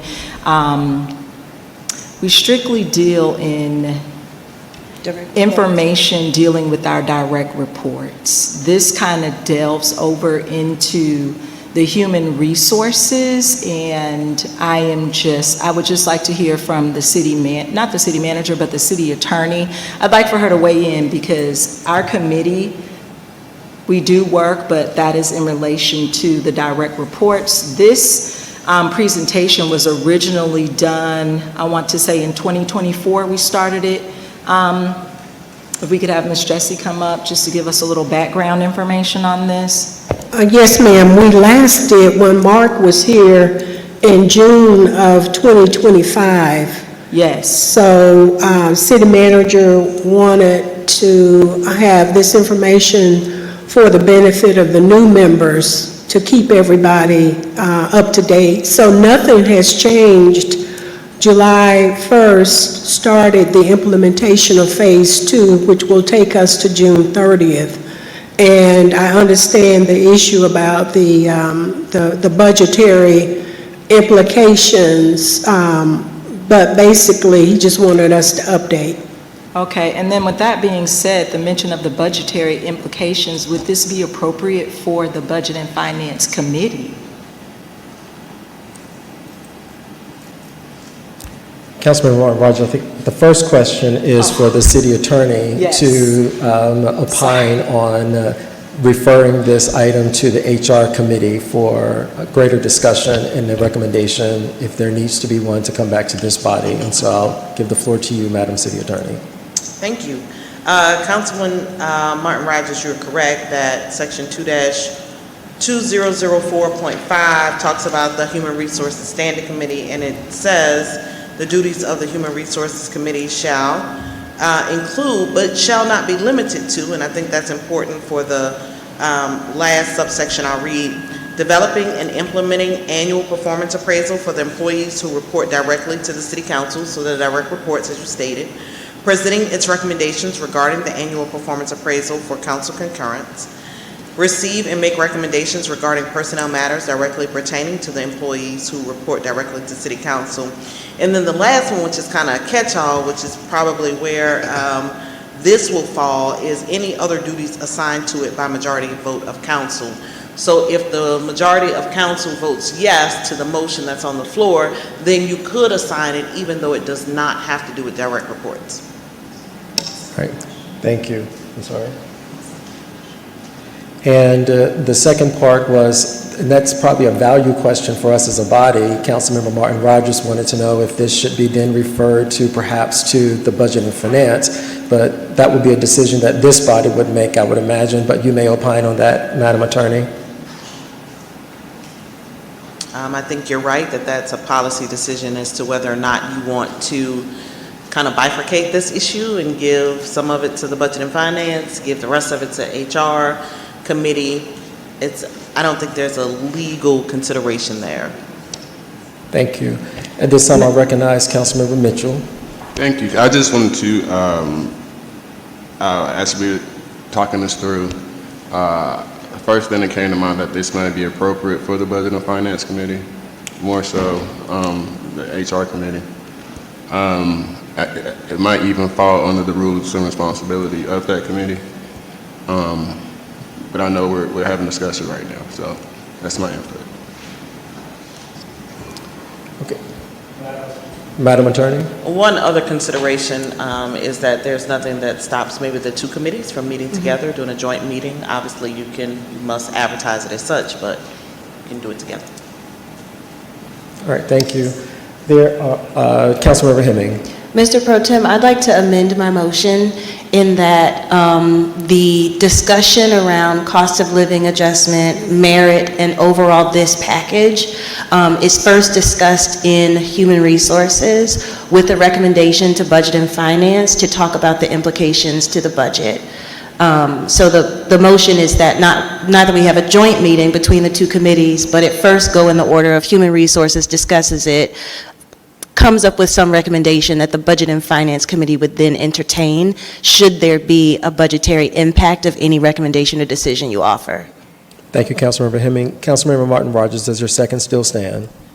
Yes. Microphone. Yes. All right.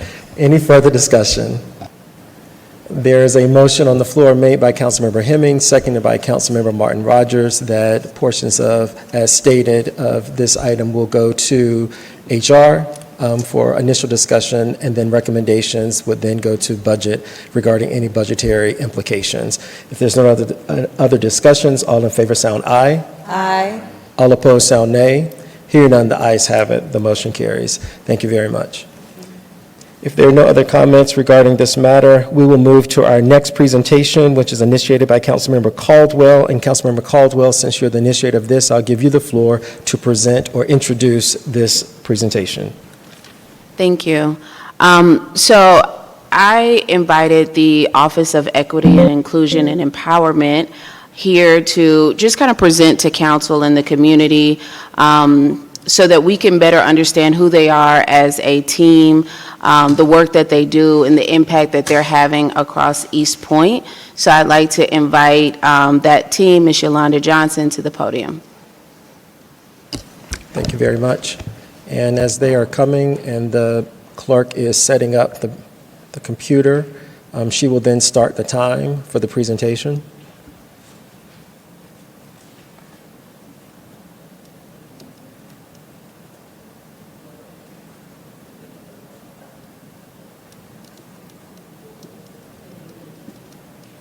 Good evening, Council, Mayor Pro Tem. Give us just 1 second, Ms. Okay. Johnson.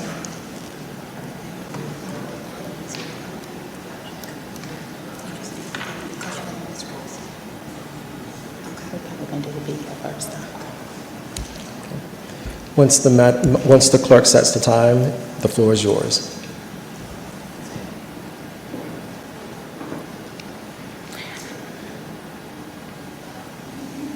Oh, go ahead, okay. Good evening, everyone. Thank you so much again for the opportunity to be here.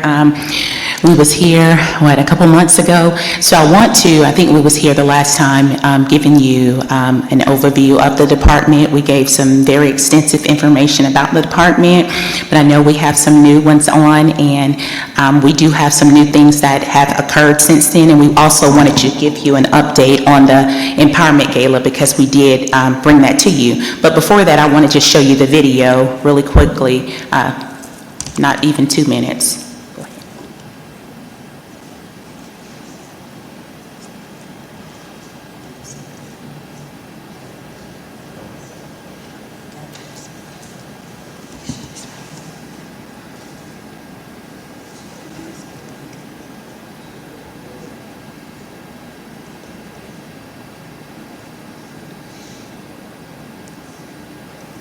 I can send it directly to them if you like. Okay. Okay, not sure why it's not playing, but I would love for y'all to see it, so she'll send it to you.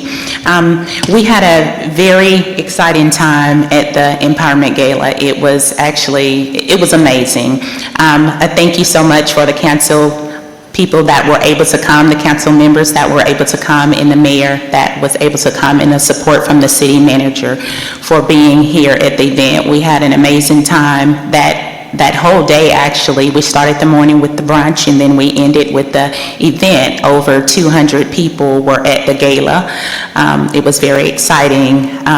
So I want to start here, and then I'll go talk about some things in the gala and what we were trying to accomplish. Again, just to give you a general overview of how we here. Of course, as I mentioned before, the city is at 23% poverty level, and that's about 8,700 residents that's living below the federal poverty guideline. So we are operating on a budget of about $350,000 for our department, for the human services part of our department, which is a very insufficient, very low number for us to operate on with the level of poverty that we're dealing with in the city. The office, prior to, we had opera funds, CDBG funds, we had ESG funds, and general funds. So I think the department kind of started with the opera funds, and then we were able to get some CDBG funds, and then we got ESG. That kind of generated up to about $2 million annually that we were dealing with up into, I think, late 24, maybe 25 when CDBG was expended. Opera funds were expended as well. So now it leaves us to operating with our general funds, which is $350,000 for the fiscal year.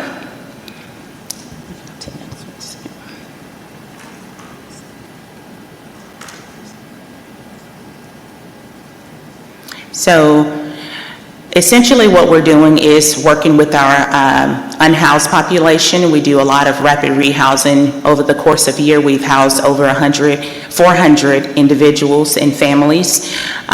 We're working with rental and utility assistance. We're basically reconstructed our system to where we're basically holding our residents accountable for the services that they receive from us. So how we hold them accountable is through our Empowered by Getting Ahead program, which is a 6-month financial literacy program, which is based on economic mobility. That's the framework that we launched back in 2024, basically providing our residents that come to us for assistance. We provide them with credit education, money management and budgeting, workforce development. Several of them come to us where they have lost their jobs and may not have a job at all. Digital literacy, home ownership planning, insurance planning. We do some parenting certain things with the school system, civic education, health and wellness, where we're working on the whole person when the residents come to us. 65-plus families have been working toward home ownership, and 200-plus families has gone through our financial literacy sessions.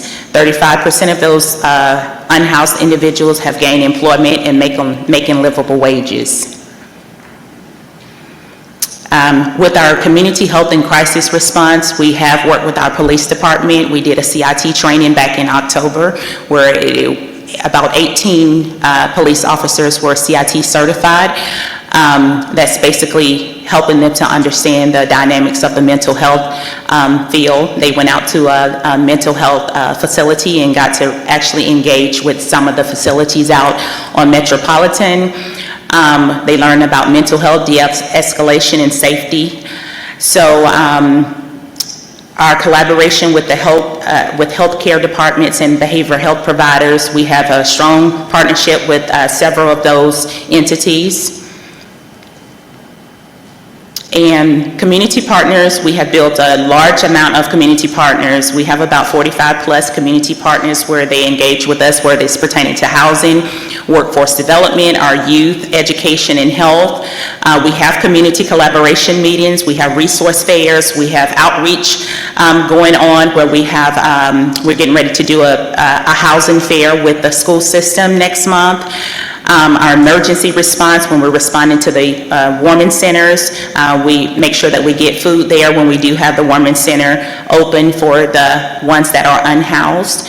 And we also make sure that we have food pantries and different things going on so that food can be provided for the ones who are needing food. Through the office, with the impact and the stewardship that we have in the office, we have been able to generate or secure over $2 million for the East Point families here since we've been established.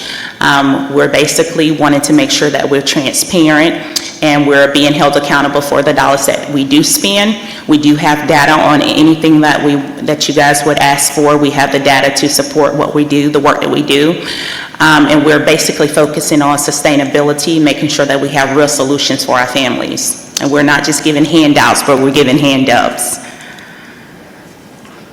So our return on investments, when we think about the city's dollars and how we generate the money that we're actually, the general funds that we're actually receiving through our department, we did secure 18 sponsors where there was a commitment to secure 18 sponsors through our Empowerment Gala. That generated, we have secured about $45,000 through that Empowerment Gala, so we're not just coming to you asking for money, we're actually doing some innovative things to make sure that we do get the money that we need. And some of our partners, they provide in-kind, so they provide these classes for us where we don't have to pay them. And also, that helps reduce the pressure on our general funds when we do have these acts of kindness as well. 92% of our housing retention is at 6 months, so when we're housing people, they're just not getting put out. We do have a retention at about 6 months. 78% stability at about 12 months, and when we're able to respond to the families that are in crisis, it actually reduces the reliance on emergency systems so that police, when they do call us, we can actually go out and help assist with these families, and that can take the pressure off of the emergency system. You can go to the next one. And here are some numbers that we have from the funding that we have received through the office. That's a grand total of the funds that we have received through the office from CDBG, ESG, ARPA funds, department funds, and Emily. We also got an Emily grant last year, and we also got a grant this year from Emily. So what we're doing is actively working on things to help sustain the office so that we can respond to the crisis in the city. But as you can see, some of those have expired. They are closed. We do still have active. We have no general funds at this time. We have depleted those funds, and it's numerous reasons as to us depleting those funds. Right now, we had several things to transpire that was out of our control. And we're here now trying to really survive off of what we can do innovative to continue helping things thrive in the office. So that's it. Thank you, Ms. Johnson. Council members, you've heard the presentation from Ms. Johnson. Councilmember Caldwell, are there any comments you'd like to make as a follow-up? Yes, thank you for the presentation, and definitely thank you for the hard work that your team continues to do. You've answered a lot of the questions that I jotted down, but I wanted to know, I know you mentioned earlier 23% of our residents live under the federal, is it poverty line? What specific population would you say that you're serving the most? Is it that percentage of people or population, or what percent or what population are you serving the most? We are serving the population, I would say, if I'm talking about demographics, it would be anywhere from 34 to 44. That's our age range. It's mainly African-American single mothers that we are servicing with 2 or more children. A lot of them come to us unhoused. We have to eventually get them housed. So that's the bulk of the population. And we also did a community needs assessment in 2022 that what kind of got us here to kind of help better understand how we need to handle the office. And the large outcry from that community needs assessment was financial literacy, then rental assistance and utility assistance. Got it. I'm glad to see that you all are also thinking about how you can potentially replenish some of this funding. The 18 was it sponsors that you potentially found? Are there any other strategies that you're exploring today, or any other funding that we could potentially tap into? Yes, we are looking at some grants. A lot of the grants require a match, so that's a conversation that we would have to have with finance, how it would deal with that. And 2, some of the other grants that we have ran across, they are for nonprofits. I think we will have another opportunity for a grant for ESG a little later that comes up typically around the spring, but that will require a match as well. So the best thing that we can do as a department right now is to build relationships and partnerships. But the unfortunate thing right now is a lot of the nonprofits are, they're maxed out. Like the help is bare minimum right now because of the federal cuts across the board. So a lot of people are facing those cuts as well. I can imagine, and that's something that we've kind of talked about here as well, like with the federal cuts, the cost of living just increasing and the strain that that's going to have on our residents. This question I have maybe for the city manager, Mayor Pro Tem, if I could direct a question to him. Sure. If this team doesn't exist, what do we lose, and how do we make up those services? That's a very good question. I think that, honestly, it's the question of our time, in a sense. A lot of counties have taken on these tasks more than cities, and counties haven't been able to keep pace, and more cities have entered into this realm. And the Biden administration gave some opportunities for cities to kind of explore these issues. Now that those funding issues are starting to dwindle, there's the question now of how do we kind of keep these services on. The other part of your question is what it means for our community. I think community, if we choose to address it or not, there's always various stage of life and living in every community. And so I think this program represents an attempt to address a part of the community that many other communities look past. They may be what we call the invisible part of our communities. So I think East Point is a recognition of the type of leadership that the city has had up to this point. Now that we're at a point now where the funding is challenging, and I think Ms. Johnson captured it, even with our philanthropy organizations, they're also feeling the challenge because they're being pulled more. Our church organizations are feeling the challenge because they're being pulled on more. So this is really kind of the value question that I think we'll be talking about in our goal setting. Like, is this a value that we believe that we can keep up? Is this a value that we think we can afford? And then obviously the challenge is being next to a metropolitan like Atlanta. Is this a value that's going to be overwhelmed by Atlanteans versus East Pointers? I'll say this last comment and kind of yield. I think that it's definitely a need to have a department or a team of people that are here to support our residents, especially as even you've mentioned, we're moving into uncertain times and there's a lot of federal funding that's being cut that is going to have a direct impact to our residents.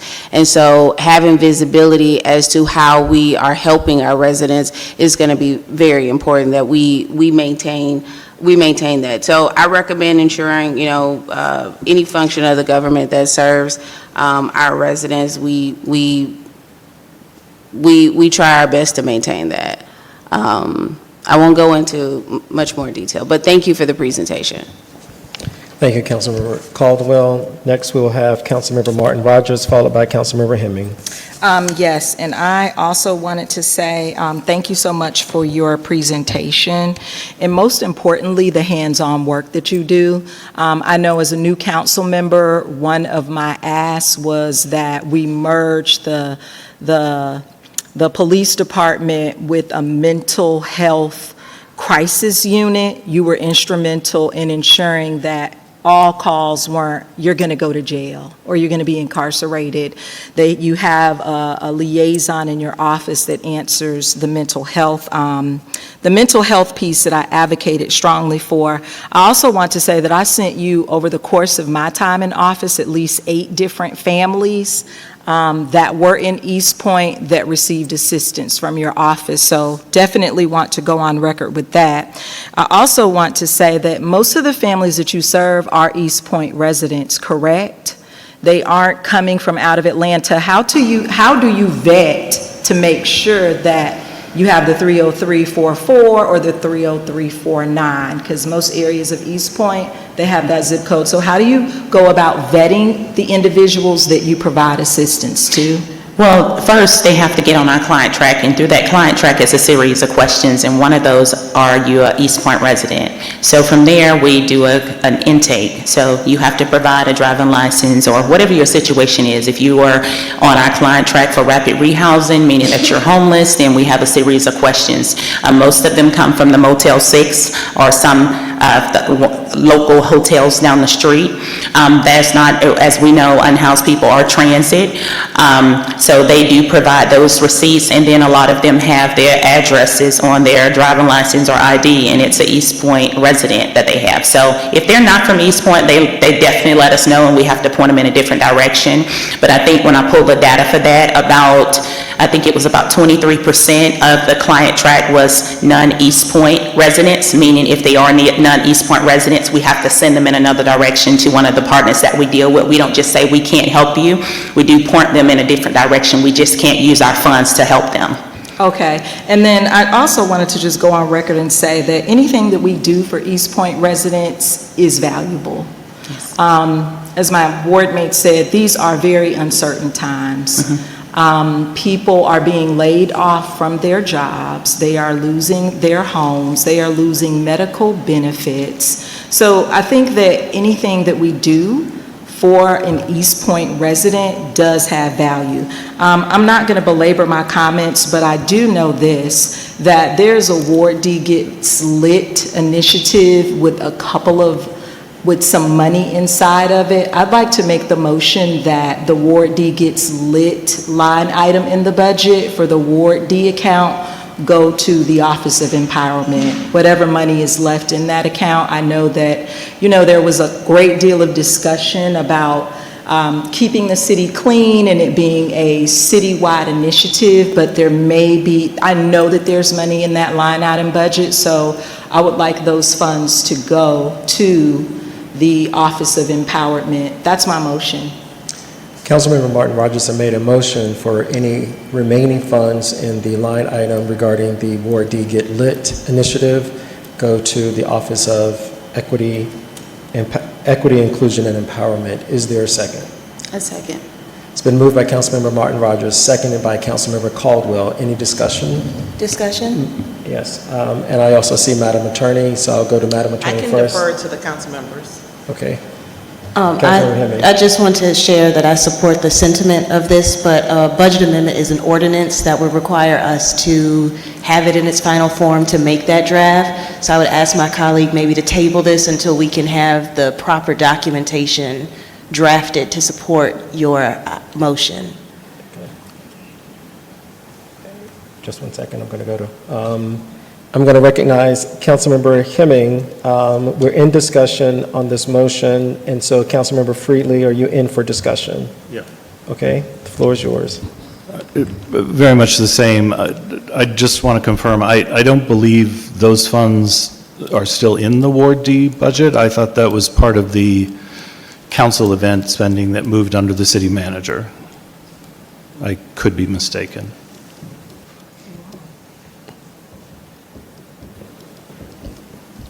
I believe you're right, but I don't have the budget in front of me, so I will have to preference my words that it requires me to look it up, make sure. Okay. And Madam Attorney. Councilwoman Hemming said what I was going to say, and I'll just add that regardless of where they are, if they're not in the equity inclusion office, I'm sorry if I butchered that, then it would require, so even if they are in the city manager's budget or in the Ward D line item, it's going to require a budget amendment. Okay, thank you. So, Councilmember Martin Rogers. And what would be our time frame to have that in? Those funds were in the Ward D Gets Lit based upon previous presentations. We just had one, I think, the beginning of January, and there was a line item for Ward D Gets Lit. But what you can do is just let us know that amount, but I would still like it to go to this office. And how long would a budget amendment take, Mr. City Manager? I'm trying to get some kind of indication or nod from my interim finance director, but my eyesight's not that good on seeing if she's giving me a face or giving me a thumbs up. So I'll ask her to give us some insight. Okay, so while she's coming up. Yeah. Oh. 1 second, Councilmember Martin Rogers. Mm-hmm.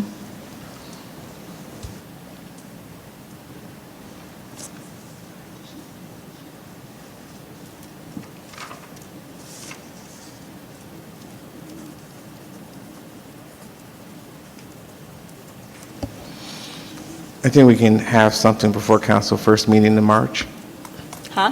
the first regular meeting in March. Okay, it's been a little discussion up here that maybe I should move this item to the Budget and Finance Committee meeting. Do you all have a meeting this week? I think we have one tomorrow, right? So if I could defer this to the Budget and Finance Committee for discussion and bring back a recommendation, but then if you said in March you come back with that budget amendment, does it need to go there? I'd like to hear from you all.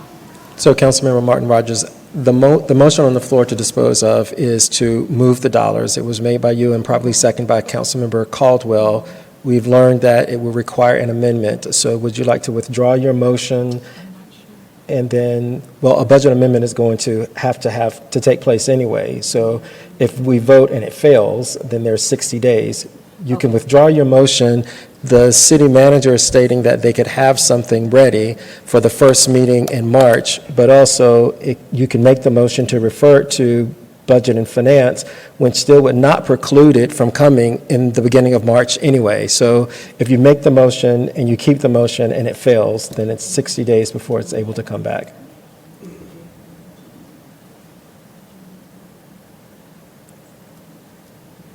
Okay.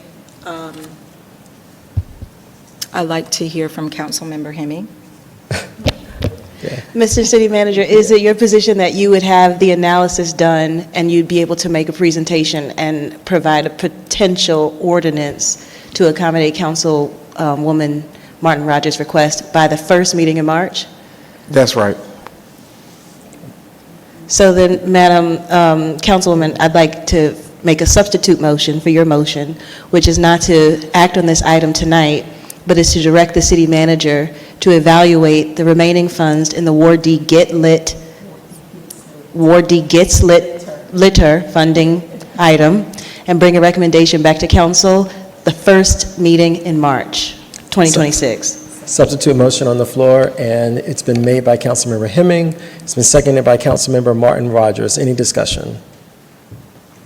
I have a Madam discussion. Attorney. Can we just add to that motion that the consideration of the legality of using general funds for the program? It's my understanding they don't have general funds now, and that they were previously funded by ARPA and ESG. So just want to work with the city manager on that, on any gratuity clause issues.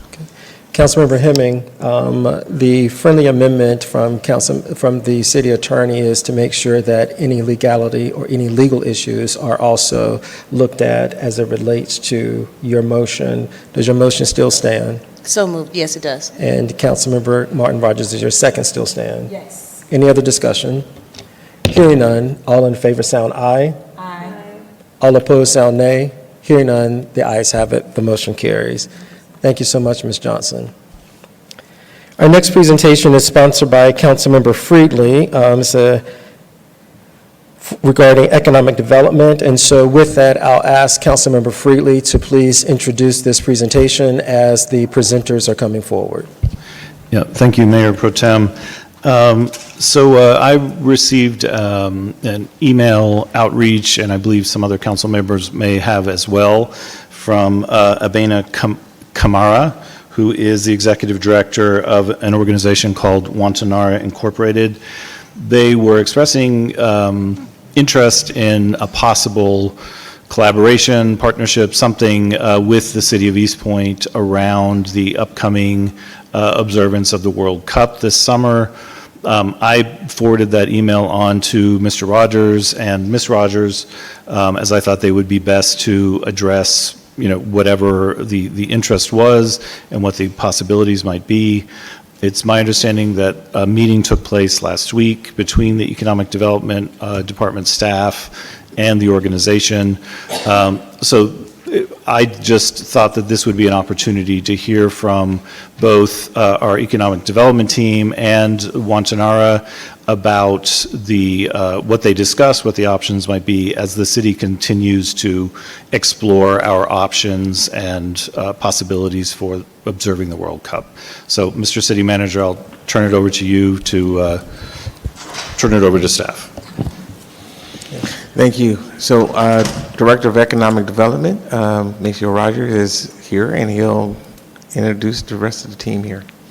Thank you. And prior to you speaking, City Clerk, the timer has started, so please be cognizant of the time. Mr. Rogers, the floor is yours.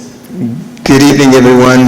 Thank you, Mayor Pro Tem and City Manager Jones. Today, Economic Development is here to introduce Mr. and Ms. Malloy with Wantanara Inc. Regarding a potential partnership with the city as it relates to the World Soccer Games later this year. This came as a result, as Councilman Freely mentioned, we looked into, based on an email that we received, which led into deeper conversations about what they have to present. So with that, and in lieu of time, I'm going to turn it over to them so that they can walk you through this, and of course, we'll be back for any questions that you might have. Thank you. All right, good evening, everyone. My name is Frank Malloy IV. This is my wife, Abena Kamara Malloy, one of our board members here, Ms. Kira Solomon. We're here with Wantanara Inc., a cultural arts organization based in Atlanta, Georgia. And we're here to talk about partnership for the World Soccer Games. Just hit the next slide for me. As many as you all know, it's a tremendous opportunity and huge traffic that we have here in the greater Atlanta area, with 300 to 500,000 people coming here, with Atlanta being one of the hosting cities. So we want to leverage that opportunity to drive traffic, to drive business, and form a partnership for years to last here in the city of East Point. Why this partnership works, the city of East Point, you all have the space, such as downtown Commons, City Hall, the infrastructure like stage, security, permitting, sound permitting, the community, and of course the platform. Our organization, we specialize in events and programming, so we have masterful strategy, we have international audience, expert execution, cultural partnerships and sponsorships with big names such as Mid-Atlantic, Rice Center, Costco, and Home Depot. And as well as we have different connections across international connections that will be leveraged with this partnership, such as the Ghanaian Consulate. Ghana will be one of the teams that is playing during the summer. So we will be reaching out to our friends at the Ghanaian Consulate to get them involved. Out-of-state attendees that have attended other events of ours throughout the years, and then global cultural connections. All of that creates an impact here in the city of East Point, such as working with local vendors and organizations, and then building the wealth in the community.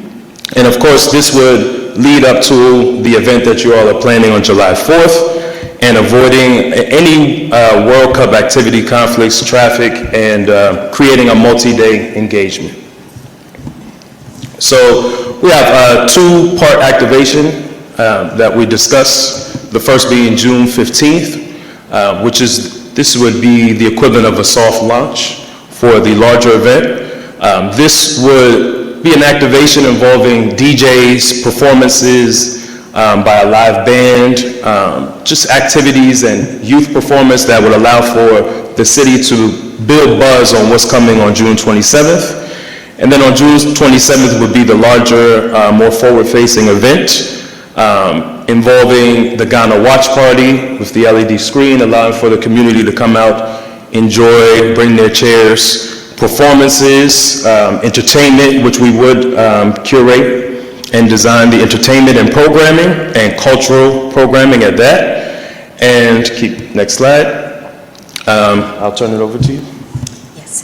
Thank you so much. And to start off in greater details of the kickoffs and the activation on July 15th, we noticed that that is the day that the teams will be playing in Atlanta, and we are in partnership and communication with Maceo and Aaron Rodgers, that we understood that East Point definitely wants to do something on that day because there's a high traffic of 300 to 500 attendees possibly on that day. What makes East Point perfect is that those that are local can still get a feel of FIFA World Cup or the World Soccer Games, without having to travel far. And those that are international, they can take the transit such as MARTA and be right in front of all of these activations. So on July 15th, it is our soft launch that would be including some headliner DJs, 2 live band performances, youth performances, right in front of the City Council space ahead, and again, a full village market as well.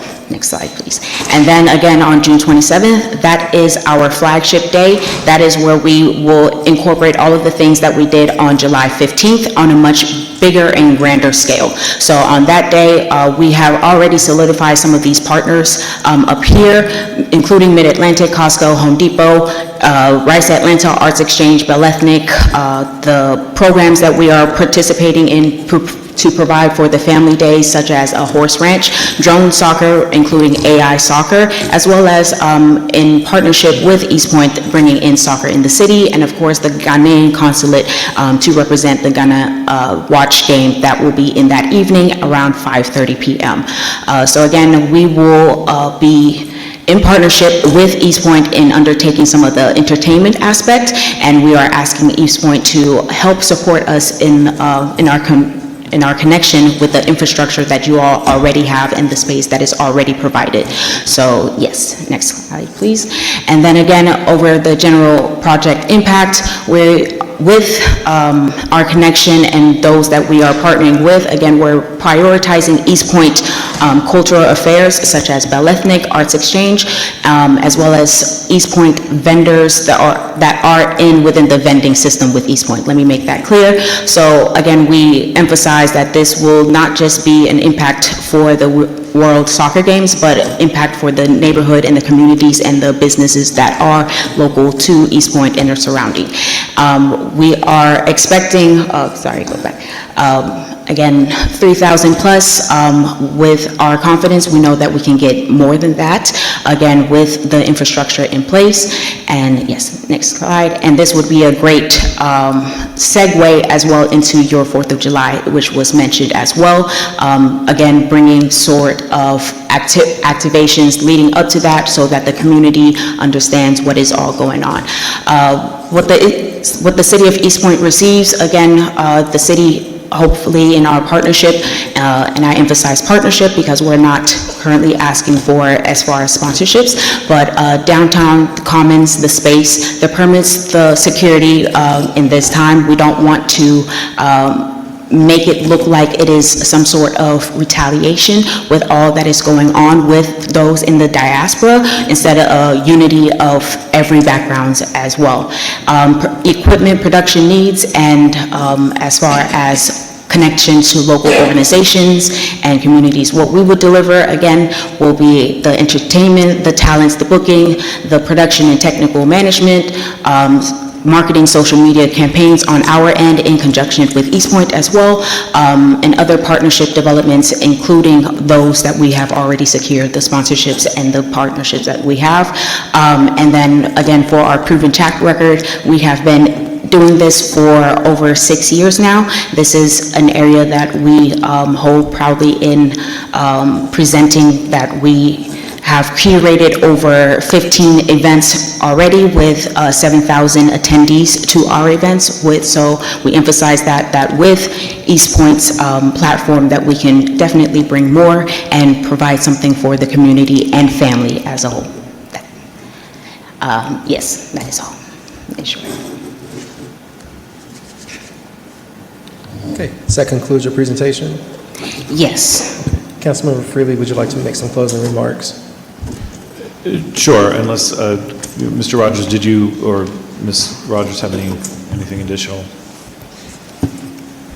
Thank you again, Councilman Freely. So again, we wanted to share this information, or at least have this information shared with you as a subject matter that the council might consider explorational information, that a entity that has put together the programmatic component of what they want to do, and the city itself having the space to accommodate.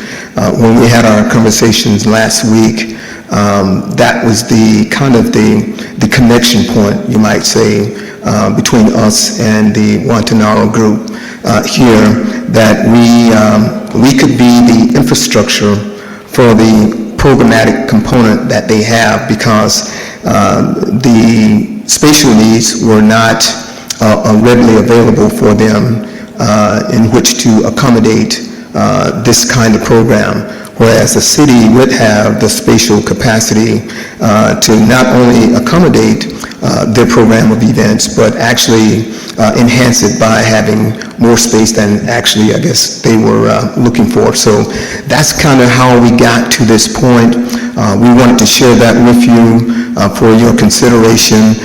We've not vetted all aspects of the program because we've not had time to do that. But of course, if it's something that you would like for us to pursue moving forward, we will certainly do just that. Thank you, Mr. Rogers. Yes, thanks, Mr. Rogers, and thank you very much for your presentation and for reaching out, and appreciate you pulling this together, relatively quickly following your meeting. I don't have any other further questions, but turn it over to council colleagues. Thank you. At this time, we'll hear comments from Councilmember Martin Rogers, then Hemming, then Ziegler, in that order. Thank you, and thank you all so much for your presentation. This question is for you, Mr. Rogers. I have a couple of observations, and I wrote them down because I did a little bit of investigating myself just from the beginning of this entire process. So these are my observations. The Economic Development Department has been pulled in so many directions by people obviously maybe working behind the scenes, and I'm sure that it has taken a toll on your department. Right now, I just wanted to acknowledge your work, but I also have to go on record and acknowledge that a few weeks ago, we received a very good presentation from your department that included the EPCVB.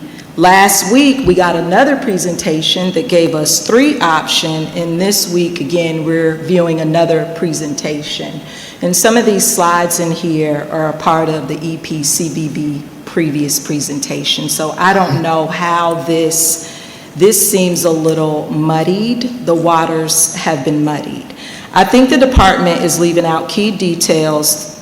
Number one, we didn't have a city manager hired for 9 months, so I don't know if you all knew to take the direction or the initiative to keep planning, keep engaging, but I'm not sure about that piece. But I do know that planning started 2 years ago. We also received a presentation last year from the EPCVB, and a request was made for the World Soccer Games, and they also wanted a task force. The EPCVB also had 2 community meetings last year on November 6th and again on November 13th to hear directly from residents, and this was at the request of a council member. And your department has had weekly department head meetings. And what I found most interesting was in December of 2025, the EPCVB, along with the mayor and the city manager, attended a partnership meeting with Delta Airlines for collaboration with Ghana Tourism. It was coined as a milestone in global connection. There was also a comprehensive FIFA presentation that was made in commercials. There were commercials that ran in December. I saw them on WSB TV that the EPCVB has run. You didn't share any of that with council about what is already being currently done. I downloaded the commercial the other day. It's a lovely commercial. And they are coining it as, it ran it through December because that was during the games. But the city of East Point, Mikasa Sukasa, they gave you the FIFA presentation that was made to your department and also the city manager, and I also talked about those commercials.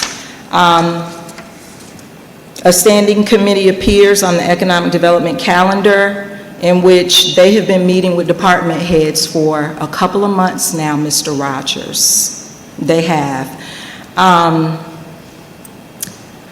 just think that if the ECVB is the official marketing arm of the city and the promotion of the city to increase tourism, economic growth, and managing stakeholder partnerships, we're being presented now with what looks like a repackaging of their work. I also saw in this presentation that sponsors are potentially going to be about ethnic, Black art in America and an arts exchange. We also need to include the East Point Historical Society as well. But they don't need to be sponsors, they need to be partners. They live right here in East Point. But I do know that the ECVB has partnered with them because I've been to events at all of those places except for the East Point Historical Society, which I'd like to see them tied in. I'm sorry to put you all on the spot, but they have some good information. And they could possibly do a Global Roots Local Stories cultural exhibit. But these entities should be partners and have the opportunity to partner with the East Point CVB and not be sponsors. I think that I like this presentation, but I also want the the EPCVB to be engaged. How do we make this group, the East Point CVB, Bal Ethnic, Black Art in America, East Point Historical Society, and the Arts Exchange come together as one? Because the work has been done, Mr. Rogers, and this, I mean, it's acceptable, but it is their work repackaged. So I like the presentation, but everyone needs to come on board at this point. And how do we get this married to what is already in place? And I think that we need to focus on coordinating all of these components so they can all be integrated effectively for a great event. And I needed to go on record and say that, Mr. Rogers. Thank you. Thank you, Councilmember Martin Rogers. I just will, moving forward, council members, just make sure that we've got twice each council member in on one agenda item and 5 minutes each time. Madam Clerk, are you keeping time? I will start keeping time now. 5 minutes, max. Council members get twice in on each agenda item, up to 5 minutes each time. Okay, got it. Thank you. We'll now move to Councilmember Hemming. I yield. Councilmember Ziegler. Yes, thank you so much for your presentation. My concern is just how are we going to pay for this? And I know that we've had several presentations already regarding budget and things like that. And I know that we have really big companies in East Point or next door to us. Any movement on sponsorships and covering more of how much all this is going to cost? Yes, ma'am. So we've not ourselves, Councilwoman Ziegler, had a chance to focus on sponsorships. And that's what the unique opportunity here presented. Again, we've not vetted, but as we discussed this last week, we thought that it would be something good for us to at least look into, based on the fact that we've been requested to follow up with the lead.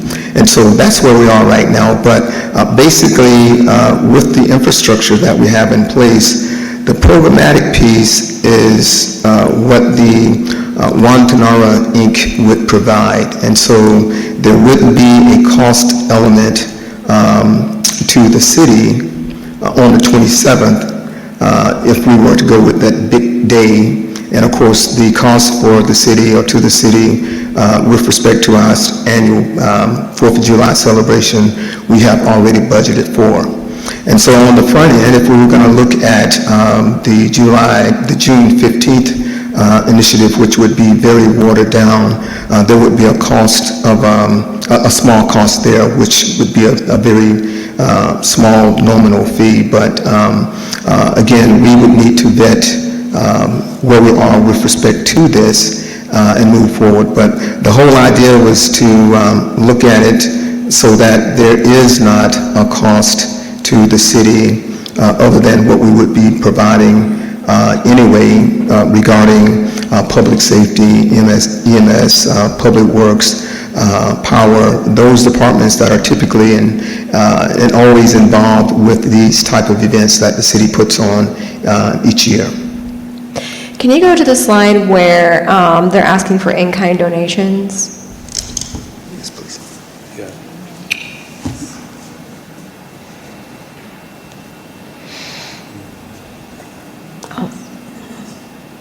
I think it was in the green. There we go. Okay. So like the porta potty.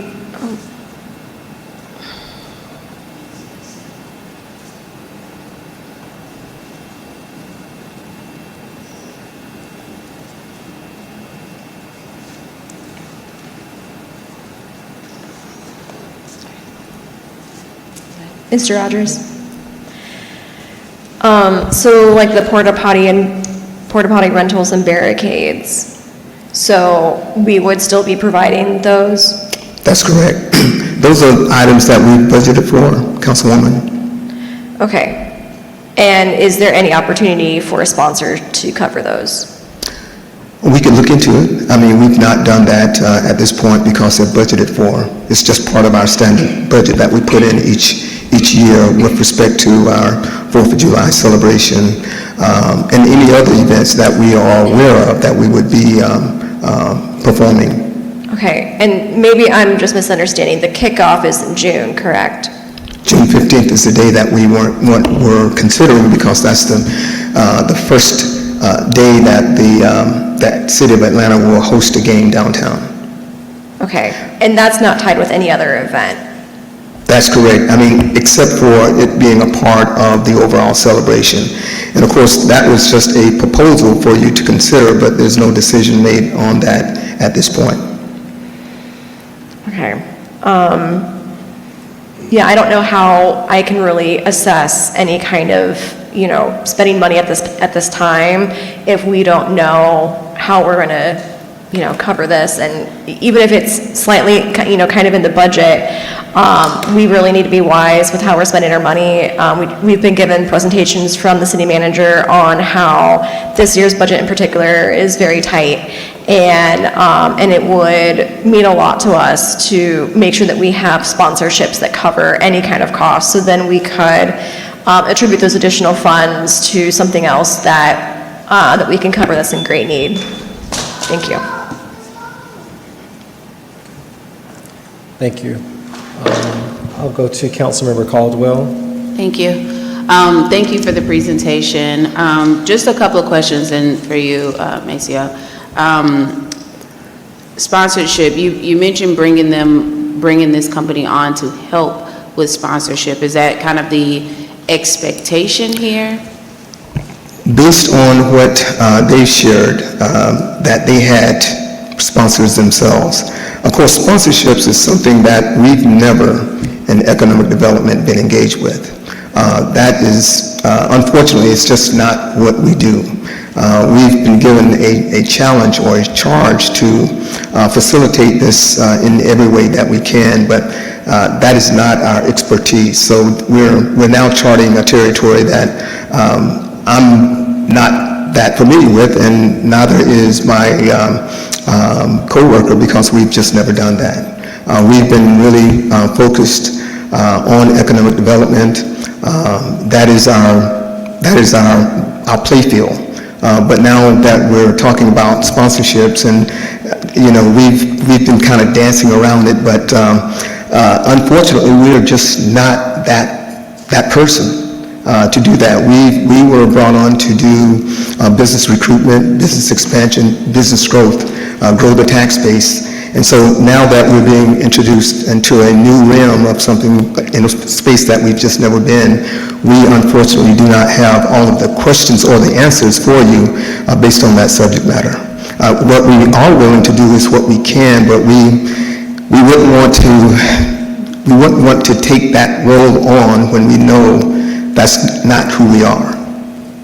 No, I totally understand, and I was thinking that part of why this is coming about is because we did ask a lot of questions around sponsorship during the last meeting, and so I would like to see more of what can be done in that realm, since that is kind of the spot or the thing that we're solving for. The other question I had is, you've mentioned in previous meetings that you've met with the CVB, so where do they fit into this strategy? Is there a partnership, or where do they kind of fit in? So we had actually a conversation with the CVB earlier today. Last week, of course, when we did the presentation, we presented to you some of the things that they've done up to this point, such as the regularly run commercials, some of their conferences that they've attended. They did an earlier reveal over at Rich and Poor where they shared their slogan and as well the logo. And so they've been building up to and will continue to build up to the games themselves. One of the things that we've, of course, avoided trying to do is speak for them because they would be much better at doing that themselves. So the information that I shared last week was information that they emailed but we've tried to avoid, getting into the weeds because we don't want to misspeak on anything. Got it. So we'll definitely get a presentation from them, but I was kind of referencing the meetings that you'd already had with them, and just having an understanding of what were the deliverables that came out of that meeting. But we'll get a presentation from them. This question is for the group. Are there events that you can reference that you've done in the city that maybe we could just kind of get a sense of, your work? Yes, so we have also partnered with the City of South Fulton. In November, we bring in about over 700 attendees. 60% is international or out-of-state attendees. We partnered with them, and we are continuing our contract this year from last year with them.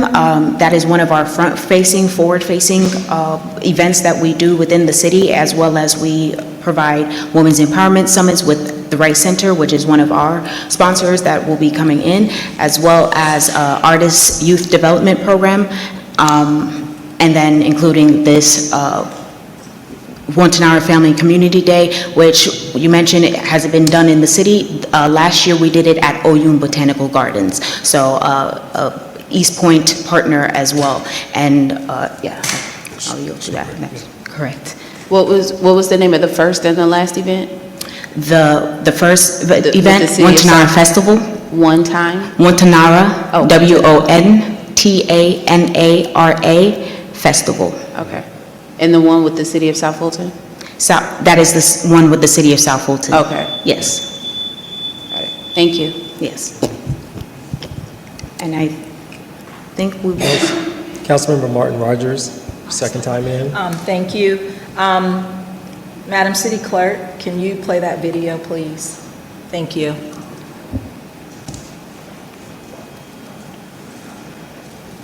Mayor Pro Tem Atkins, is it okay if I don't start the time until I pull it up from my email? Because I have to pull it up from my email. Yes. Okay. Point of order, I don't have the rule, but I'm curious, is this video in relationship to the presenter before us? You would have to have a roll number for us to Okay, rule on let the me find my point of rule order. number.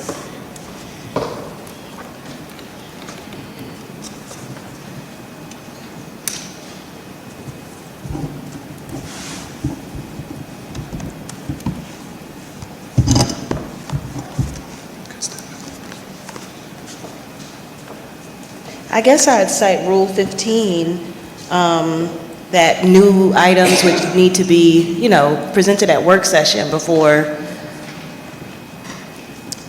Okay. Can you pull that up for me so I can read that?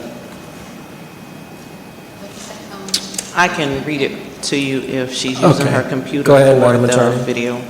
Rule 15, council members may place an item on the agenda provided the item has first been to a work session or presented to council for discussion at a prior council meeting, and all associated paperwork was submitted to the clerk's office by the established deadline for receiving information.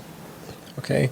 And so my rule is that while the FIFA issue has already gone to work session, this specific issue regarding this partnership has not.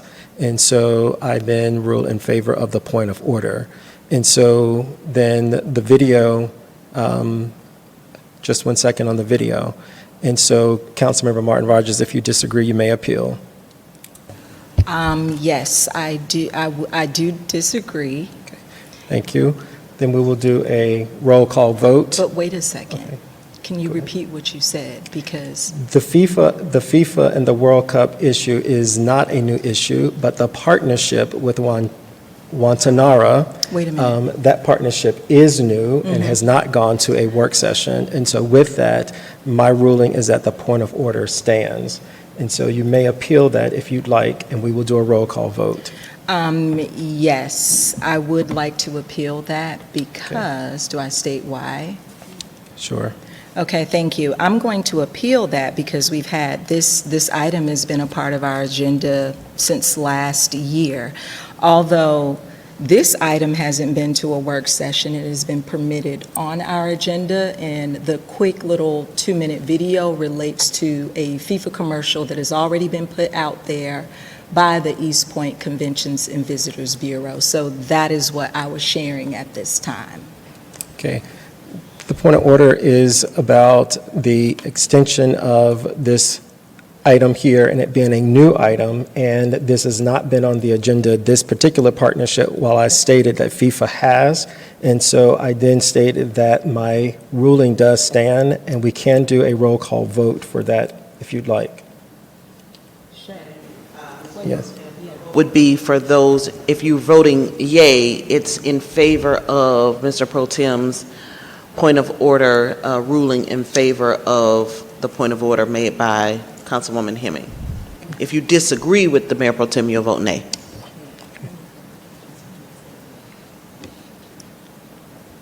Madam Speaker. Councilmember Hemming, are you in to be recognized No, on I'm this? ready for the roll call vote. Okay, just one second. Madam Clerk. Councilmember Hemming? Yay. Okay, Councilmember Freely? Yay. Councilmember, Mayor Pro Tem Atkins? Yay. Councilmember Ziegler? Yay. Councilmember Mitchell? Nay. Councilmember Caldwell? Yay. And Councilmember Martin Rogers? Yes. Yes, it's on his ruling.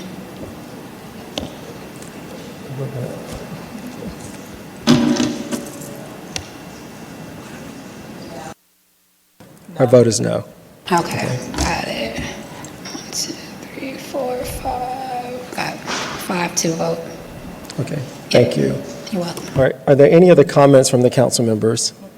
So then I just have a question of Mr. Director Rogers.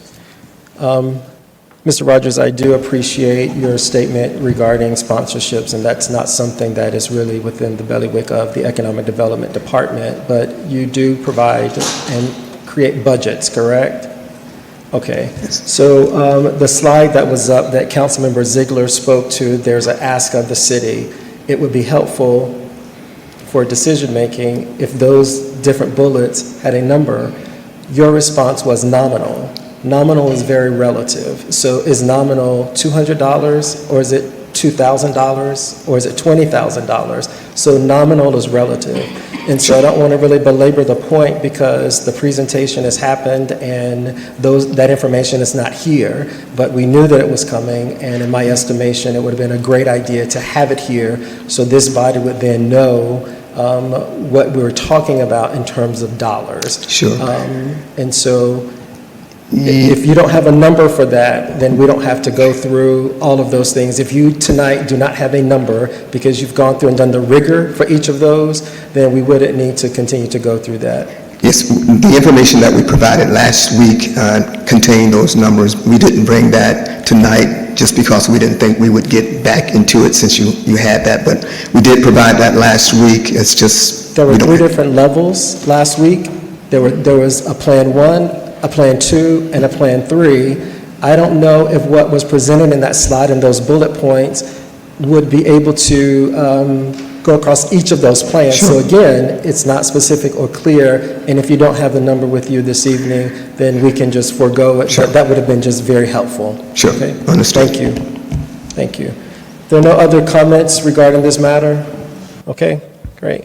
We're going to go on to committee reports. Thank you so very much. We're going to go into committee reports. Are there any reports from committees? Okay, seeing none. Council members, we'll move to our next agenda item, which are consent items. We have 11 items on consent. At this time, I'll entertain a motion. Mayor Pro Tem, Councilmember Friedley? I move, sorry.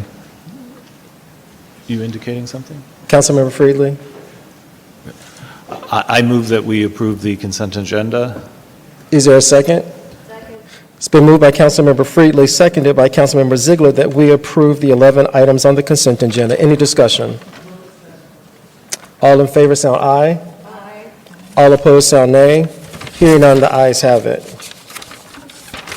We'll then move on to our first item under agenda items. This is an item sponsored by Councilmember Hemming. It is a discussion and possible action on public access to city meetings. Councilmember Hemming, as the sponsor, you have the floor. Thank you, Mr. Pro Tem. Colleagues, we discussed this item at the work session, and I was advised to make two changes, which are reflected in the version that you have before you. One of the changes was requested by Dr. Martin Rogers, which was to make sure that public access to meetings be compliant with ADA. I think you said closed captioning. In the language, what I did to try to make it evergreen was that it would be compliant with all federal ADA standards. And then there was also a request from Councilwoman Ziegler, which was to ensure that this policy covered council-established task force as well, and I've made that change and update. Additionally, Councilwoman Martin Rogers and I had a question of the city manager, which was about the capacity constraints and potential impact of this policy. And I've since received correspondence from Mr. Don Wellman, who is our Director of IT, thank you very much. And Mr. Wellman has consulted with both the interim communications director and Madam City Clerk, and sent me a memo that suggests, and if the group would like to hear, I can read the memo verbatim, but essentially what he says is that starting February 6th, they would be prepared to do this. There was also many questions that I sent him around capacity constraints, how long we would be able to archive and store. Those decisions are a little less hard to make and project in this moment because we don't have a good handle on the size or the length. But Mr. Wellman did provide me a very comprehensive review of the different capacity options. The primary solution that he offered is that we would use two, at the moment, we would use two options. One is obviously via our YouTube, and the other option obviously is our Swagit platform, which is a platform that is projecting to the community at this moment. So I'm happy to entertain additional questions. If not, I would submit this to my colleagues for a vote. Councilmember Martin Rogers. Thank you. And just one additional question. The impact to the budget, like what will this cost? And this is for all meetings, correct? Even our task force meetings, this is for every single meeting. And then the other question is, how long do we keep this data? Is it 5 years and then those meetings drop off? Or is there a specific link or someplace in the storage atmosphere that the city clerk can just provide a link to those potential meetings? Like at what point do we say, okay, it's been 5 years or it's been 10 years? We can archive them someplace else. And those. Thank you, Dr. Martin Rogers. And I'm going to defer some of this to the city manager, but also refer to the memo that Mr. Wellman shared with me. I asked him, give a potential estimate of budget impacts, including storage platform upgrades, licensing, accessibility compliance, or staffing consideration. He said, it's hard to quantify potential budget impacts as every scenario is different. However, longer meetings require a significant amount of time and storage. Staff will spend the next morning processing the footage. So I would leave it up to the city manager to give us advice on how to implement this program. I would also state that after talking to the city attorney, I wanted to be sure that this is not about the archival of records that are required per law for recording and maintaining our records. This is just about making these items accessible to the public in real time. So it'd be up to the city manager to advise us on those potential impacts. And archival would not then mean that we don't archive them per the law. It would just mean where we host them, we may not be able to archive as many years at one time. Is that fair? Going to recognize the city attorney who's in next. Well, good evening again. So a couple of things. Obviously, we have to comply with our retention schedule for keeping this type of stuff. The other thing I want to bring to your attention, which I brought to the attention of the last council was the new DOJ rules about making sure that city websites are compliant with the ADA. I haven't seen Mr. Wellman's memo, but hopefully it complies with the new rules that we have until April 26, well, wait, how, is our population over 50,000?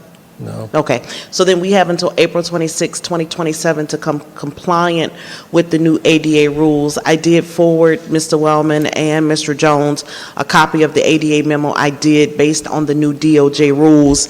And so there are some serious requirements that are going to require there to be image alternative text, page titles, color contrast, headings, skip links, visible keyboard focus, page language. I cannot say that I know what all of this means. However, I did read the DOJ's new rule guidance and just put some highlights in the memo that I did to the city about some of the features that are going to be required for our website. This new requirement, if this passes, will have to comply with that by 2027. How much that costs, right, to make sure that our existing website and anything new added, I have no idea, but there are certainly new laws that will be placed on the city. Again, our requirement date is not till 2027, based on our population being under 50,000, that will impact this. Okay. All right, and any other council members in? Okay, so this evening, Councilmember Hemming, your ask of this body? My ask this evening would be to approve the resolution that would afford public access to the meetings that are defined within the resolution. And I can pull up the resolution title if necessary. So that would be my motion. And while she does that, is there a second? Second. Okay. For discussion. Yes. We're in discussion. I'm sorry? I don't believe Councilmember Hemming's made a motion. I think she was describing her ask. Yes, but it did get a second also. And Did we so- get a first? It was a motion. It was a motion. Oh, okay. Yeah, Count- she made a motion and Councilmember Ziegler did the second. Councilmember Hemming, do you need me to pull it up there? It's on the agenda. Yes, could we pull up the resolution for a resolution on transparency and public availability of city meetings?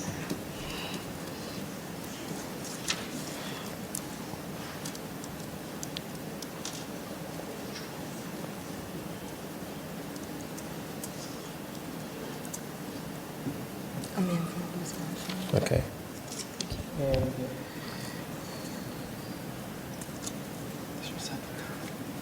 Number two. Don't you? I have you. Councilmember okay, well, it's up, so let's just wait a second. Okay. So, go ahead, Councilmember Hemming.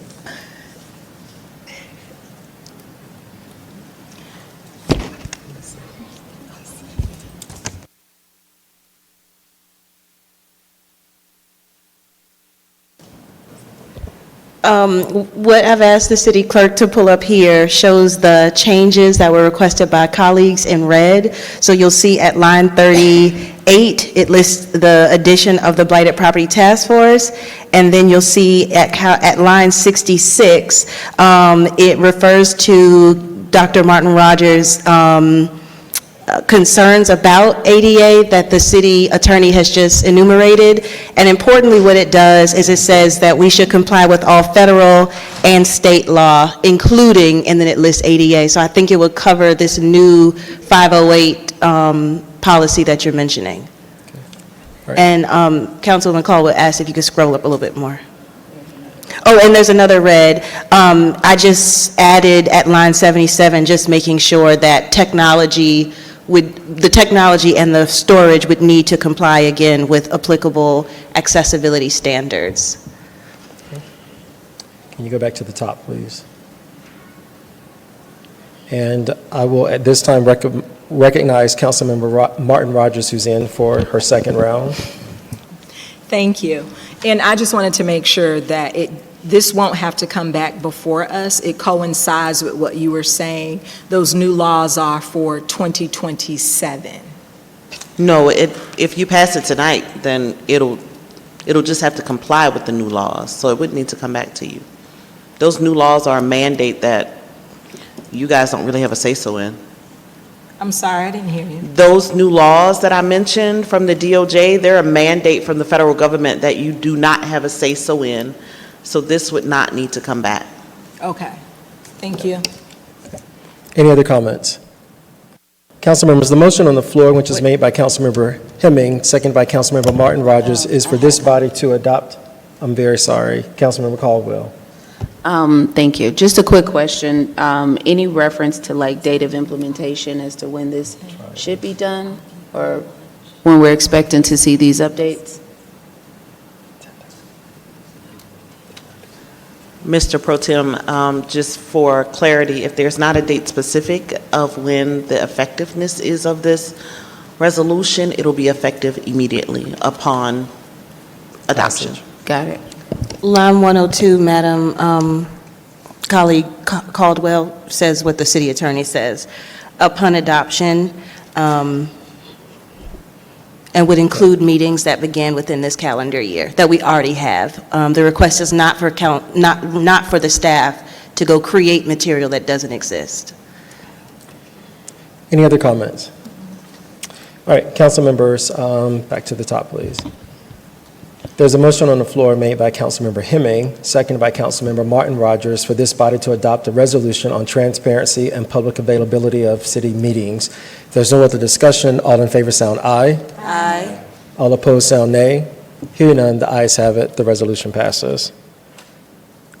Our next agenda item is a discussion on 2024 audit report timeline and completion. This item is sponsored by Councilmember Martin Rogers, and with that, I'll give her the floor for the introduction of this agenda item. Thank you. Mr. City Manager, can you have our Finance Director come up, please?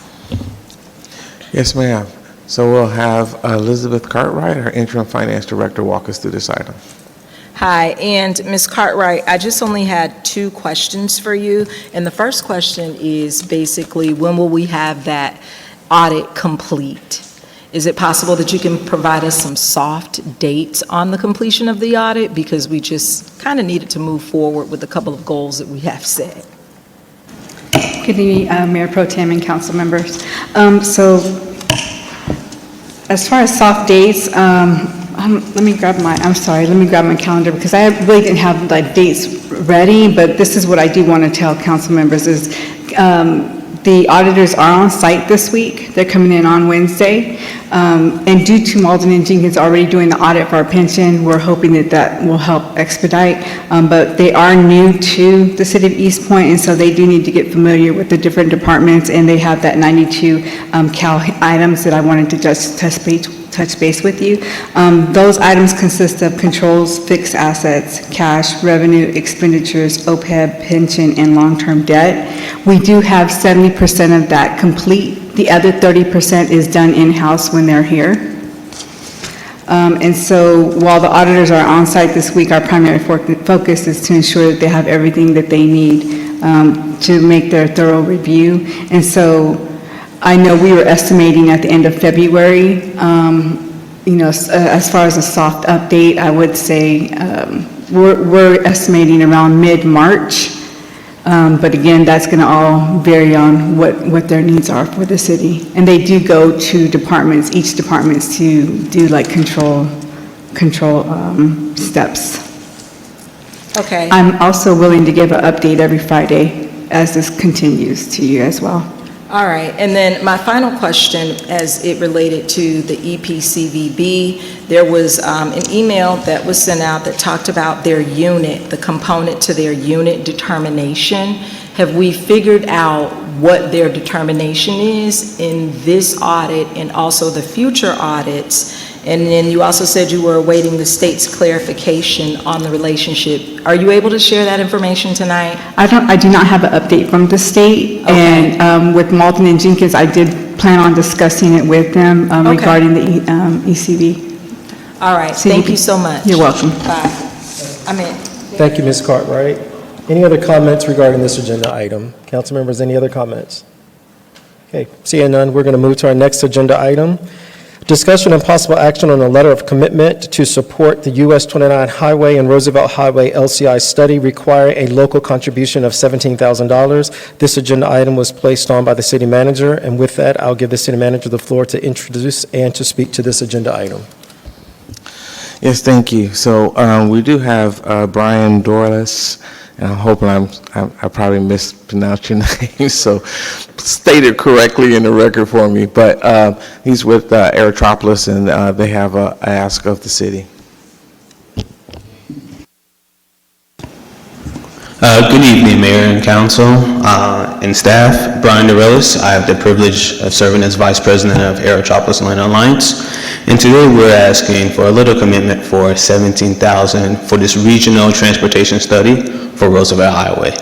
The idea with Roosevelt Highway, with this transportation study through the Atlanta Regional Commission, is really find solutions to improve the corridor, to improve foot traffic, to support small businesses, and for a regional effort with a multi-mix use trail network that's coming down the pipeline. And so we wanted to bring this to Mayor Pro Tem and Council for your consideration for a letter of commitment. Our goal is to submit end of next week. We have been meeting with staff, economic development team, and community development team for all 6 cities that are participating in this grant study with us for about 4 or 5 months now. And so later this week, we will kind of do a final review of the grant application. Aerotropolis, we underwrote the application for consideration. The city of Fairburn will be the lead applicant for this grant. As a nonprofit 501c6, we cannot actually officially apply. We need a public administration to apply, and they have done the LCI with us in 2025, so it just had a lot of alignment. So we broke down the percentages of Roosevelt Highway Main Street based off the percentage of how much it intersects each jurisdiction. So roughly Roosevelt Highway, so about 10% of it is in the city of East Point, and so that's what came up with the number of 17,000. This is kind of the longest corridor in the region, if you will, so we're actually asking for the ARC for the max, but that number could change depending on how much they actually give us. So kind of from a timeline standpoint, applications is due February 27th, with the goal that we'll probably hear an announcement mid-May, knock on wood, and then on that announcement, if we are selected, then they will select a consultant. Someone from each city will be part of that selection committee, so you'll have equal representation for this regional grant, with the idea that this process will begin Q2 of next year for an 18-month-long process to study transportation solutions, look at ways to identify economic development strategies for Main Street, and work regionally as there is a multi-mix use trail network coming down. But I will yield for comments or questions from the council. Thank you, Mr. Arillas. We'll first go to Councilmember Martin Rogers. Thank you, and I wanted to know what other cities were participating, but you also answered that. And I also wanted to know about the committee. Is it just going to be, I guess, local elected officials? Will residents be a part of this committee as well that is formed? Maybe one resident from each city? So to answer your first question, just so you know, all of the cities, it's East Point, College Park, City of South Fulton, Palmetto, Union City, and Fairburn. And so for the selection committee, it would be actually either the community development director or the economic development director from each of the jurisdictions who are, if we win the grant, would participate on selecting a consultant. All right, and then my other question is, will you be getting feedback, I guess, from residents? Because as a resident, I do take Roosevelt Highway, all the way into the city of Atlanta, and sometimes I take it down to Chattahoochee. So I guess I would like to see some input from residents as well, because you can tell the transition as you're going from city to city. And then my last follow-up question is, once this is approved, is it possible that you can come back and maybe give quarterly updates as to where we are and what it is we're exactly looking for? Because sometimes along that Roosevelt Highway corridor, you may have a grocery store, then you may have a gas station. And then, as I said, as you're going into these cities, you can really see the transition. Roosevelt Highway takes us through College Park. You have beautiful murals, but then going back the other way through the city of South Fulton, I'm sorry, but there are car lots. And the Green Manor Restaurant. Yes. So for your first question, yes, there will be a community engagement. It's mandated by the Atlanta Regional Commission, part of the process for them to have a community engagement meeting probably bi-monthly, so one for each of the jurisdictions, to make sure that community residents are heard. So we'll be working with council and staff to make sure it reaches to the community. So for the first point. The second point, talking about kind of where the proposed focus, we understand that Roosevelt Highway actually crosses multiple jurisdictions and there's going to be different needs. And so the selection committee will really be tailoring the grant application, but the consultants will be meeting with council, staff, community residents to make sure that the strategies are in place that suits the best needs of the jurisdiction. Thank you, Councilmember Martin Rogers. Councilmember Hemming. Thank you for bringing this opportunity to the city. And with that, Mayor Pro Tem, I move that we allow the drafting and proper signatures for the letter of commitment to support the US 29 Highway and Roosevelt Highway LCI study requiring a local contribution of $17,000. Is there a second? Second. It's been moved by Councilmember Hemming, seconded by Councilmember Ziegler, that this body grants authority for a letter of commitment to be drafted in support of US 29 Highway and Roosevelt Highway LCI study requiring a local contribution of $17,000. Any discussion? Yeah, I just have Councilmember one quick Caldwell. question. Thank you. One quick question for you. Have the other cities agreed to this just yet, or do we have any idea of which cities that have, and, have there been any challenges that we might need to be aware of in making this decision? Very good question. So actually, my president and CEO, he's just presented to the city of College Park. So we was actually texting today, so the city of College Park will be moving forward. The city of Palmetto and the city of Fairburn have also signed. And so the last two cities, which Union City, which we'll be presenting tomorrow, we've been meeting with mayor and council and staff as well. So we have a very good feeling that we're going to push this forward. And in the city of South Fulton as well. So we have 4 cities completed, and then we're also getting a letter of support from the city of Atlanta, who won't be an official participant in the program, simply because how Air Chalk is set up, we're focused on really communities in South Fulton, so the city of Atlanta, even though we want to keep them abreast on the actual progress of the project, they won't be officially a part of it, but we do have a letter of support from them as well. Perfect, thank you. Councilmember Martin Rogers. Yes, last question. So the Roosevelt Highway in East Point is where our sign meets right there at the City of College Park. And it goes all the way to where going down? Where? So, Like, Sylvan Road or right there in front of the Tyler Perry Studios? So I guess the uppermost top portion would be in front of Tyler Perry Studios, right? And it goes all the way down into the city of Palmetto and actually past Palmetto into Douglas County. But because Douglas County isn't our focus for the Aerotropolis, we're focusing solely on communities in South Fulton. We'll be stopping at the city of Palmetto. No, I wanted to know East Point. What are the pinpoints for the city of East Point? Yes. So I guess that intersection, right, what you said, about Fort McPherson at Tyler Perry Studios, all the way down to really that main street right into going to College Park. Thank you. Yep. Any more comments? Okay. If there are no more comments, the motion on the floor is to grant the authority for a letter of support made by Councilmember Hemming, seconded by Councilmember Ziegler. All in favor sound aye. Aye. All opposed sound nay. Hearing none, the ayes have it. This item is approved. Thank you.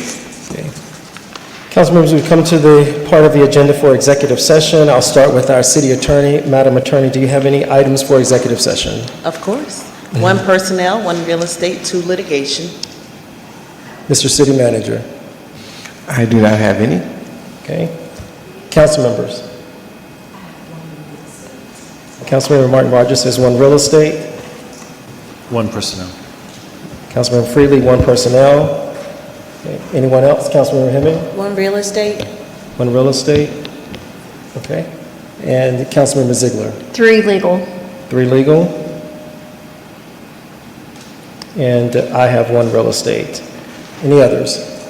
Okay, council members, I'm just going to summarize this. We've got 5 legal, 2 personnel, and 4 real estate. Okay? Council members, at this time, I'll entertain a motion to recess into executive session to address 5 legal issues, 2 personnel issues, and 4 real estate issues. So moved. Is there a second? Second. It's been moved by Councilmember Hemming, seconded by Councilmember Martin Rogers, that we recess into executive session. All in favor, sound aye.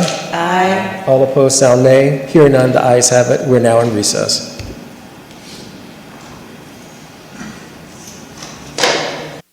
Council members, at this time, I'll entertain a motion to reconvene our regularly scheduled meeting. So moved. Is there a second? It's been moved by Councilmember Hemming, seconded by Councilmember Ziegler, that we resume our regularly scheduled meeting. All in favor, sound aye. Aye. All opposed, sound nay. Hearing none, the ayes have it. We're back in session. Council members, I entertain a motion to proceed as discussed in the Coleman EEOC matter. So moved. Second. It's been moved by Councilmember Hemming, seconded by Councilmember Martin Rogers, that we move to proceed as discussed in the Coleman EEOC matter. Any discussion? Hearing none, all in favor sound aye. Aye. All opposed sound nay. Hearing none, the ayes have it. Council members are entertaining a motion to proceed as discussed regarding the city clerk. So moved. Is there a second? Second. It's been moved by Councilmember Hemming, seconded by Councilmember Ziegler, that we proceed as discussed regarding the city clerk. Any discussion? All in favor sound aye. Aye. All opposed sound nay. Hearing none, the ayes have it.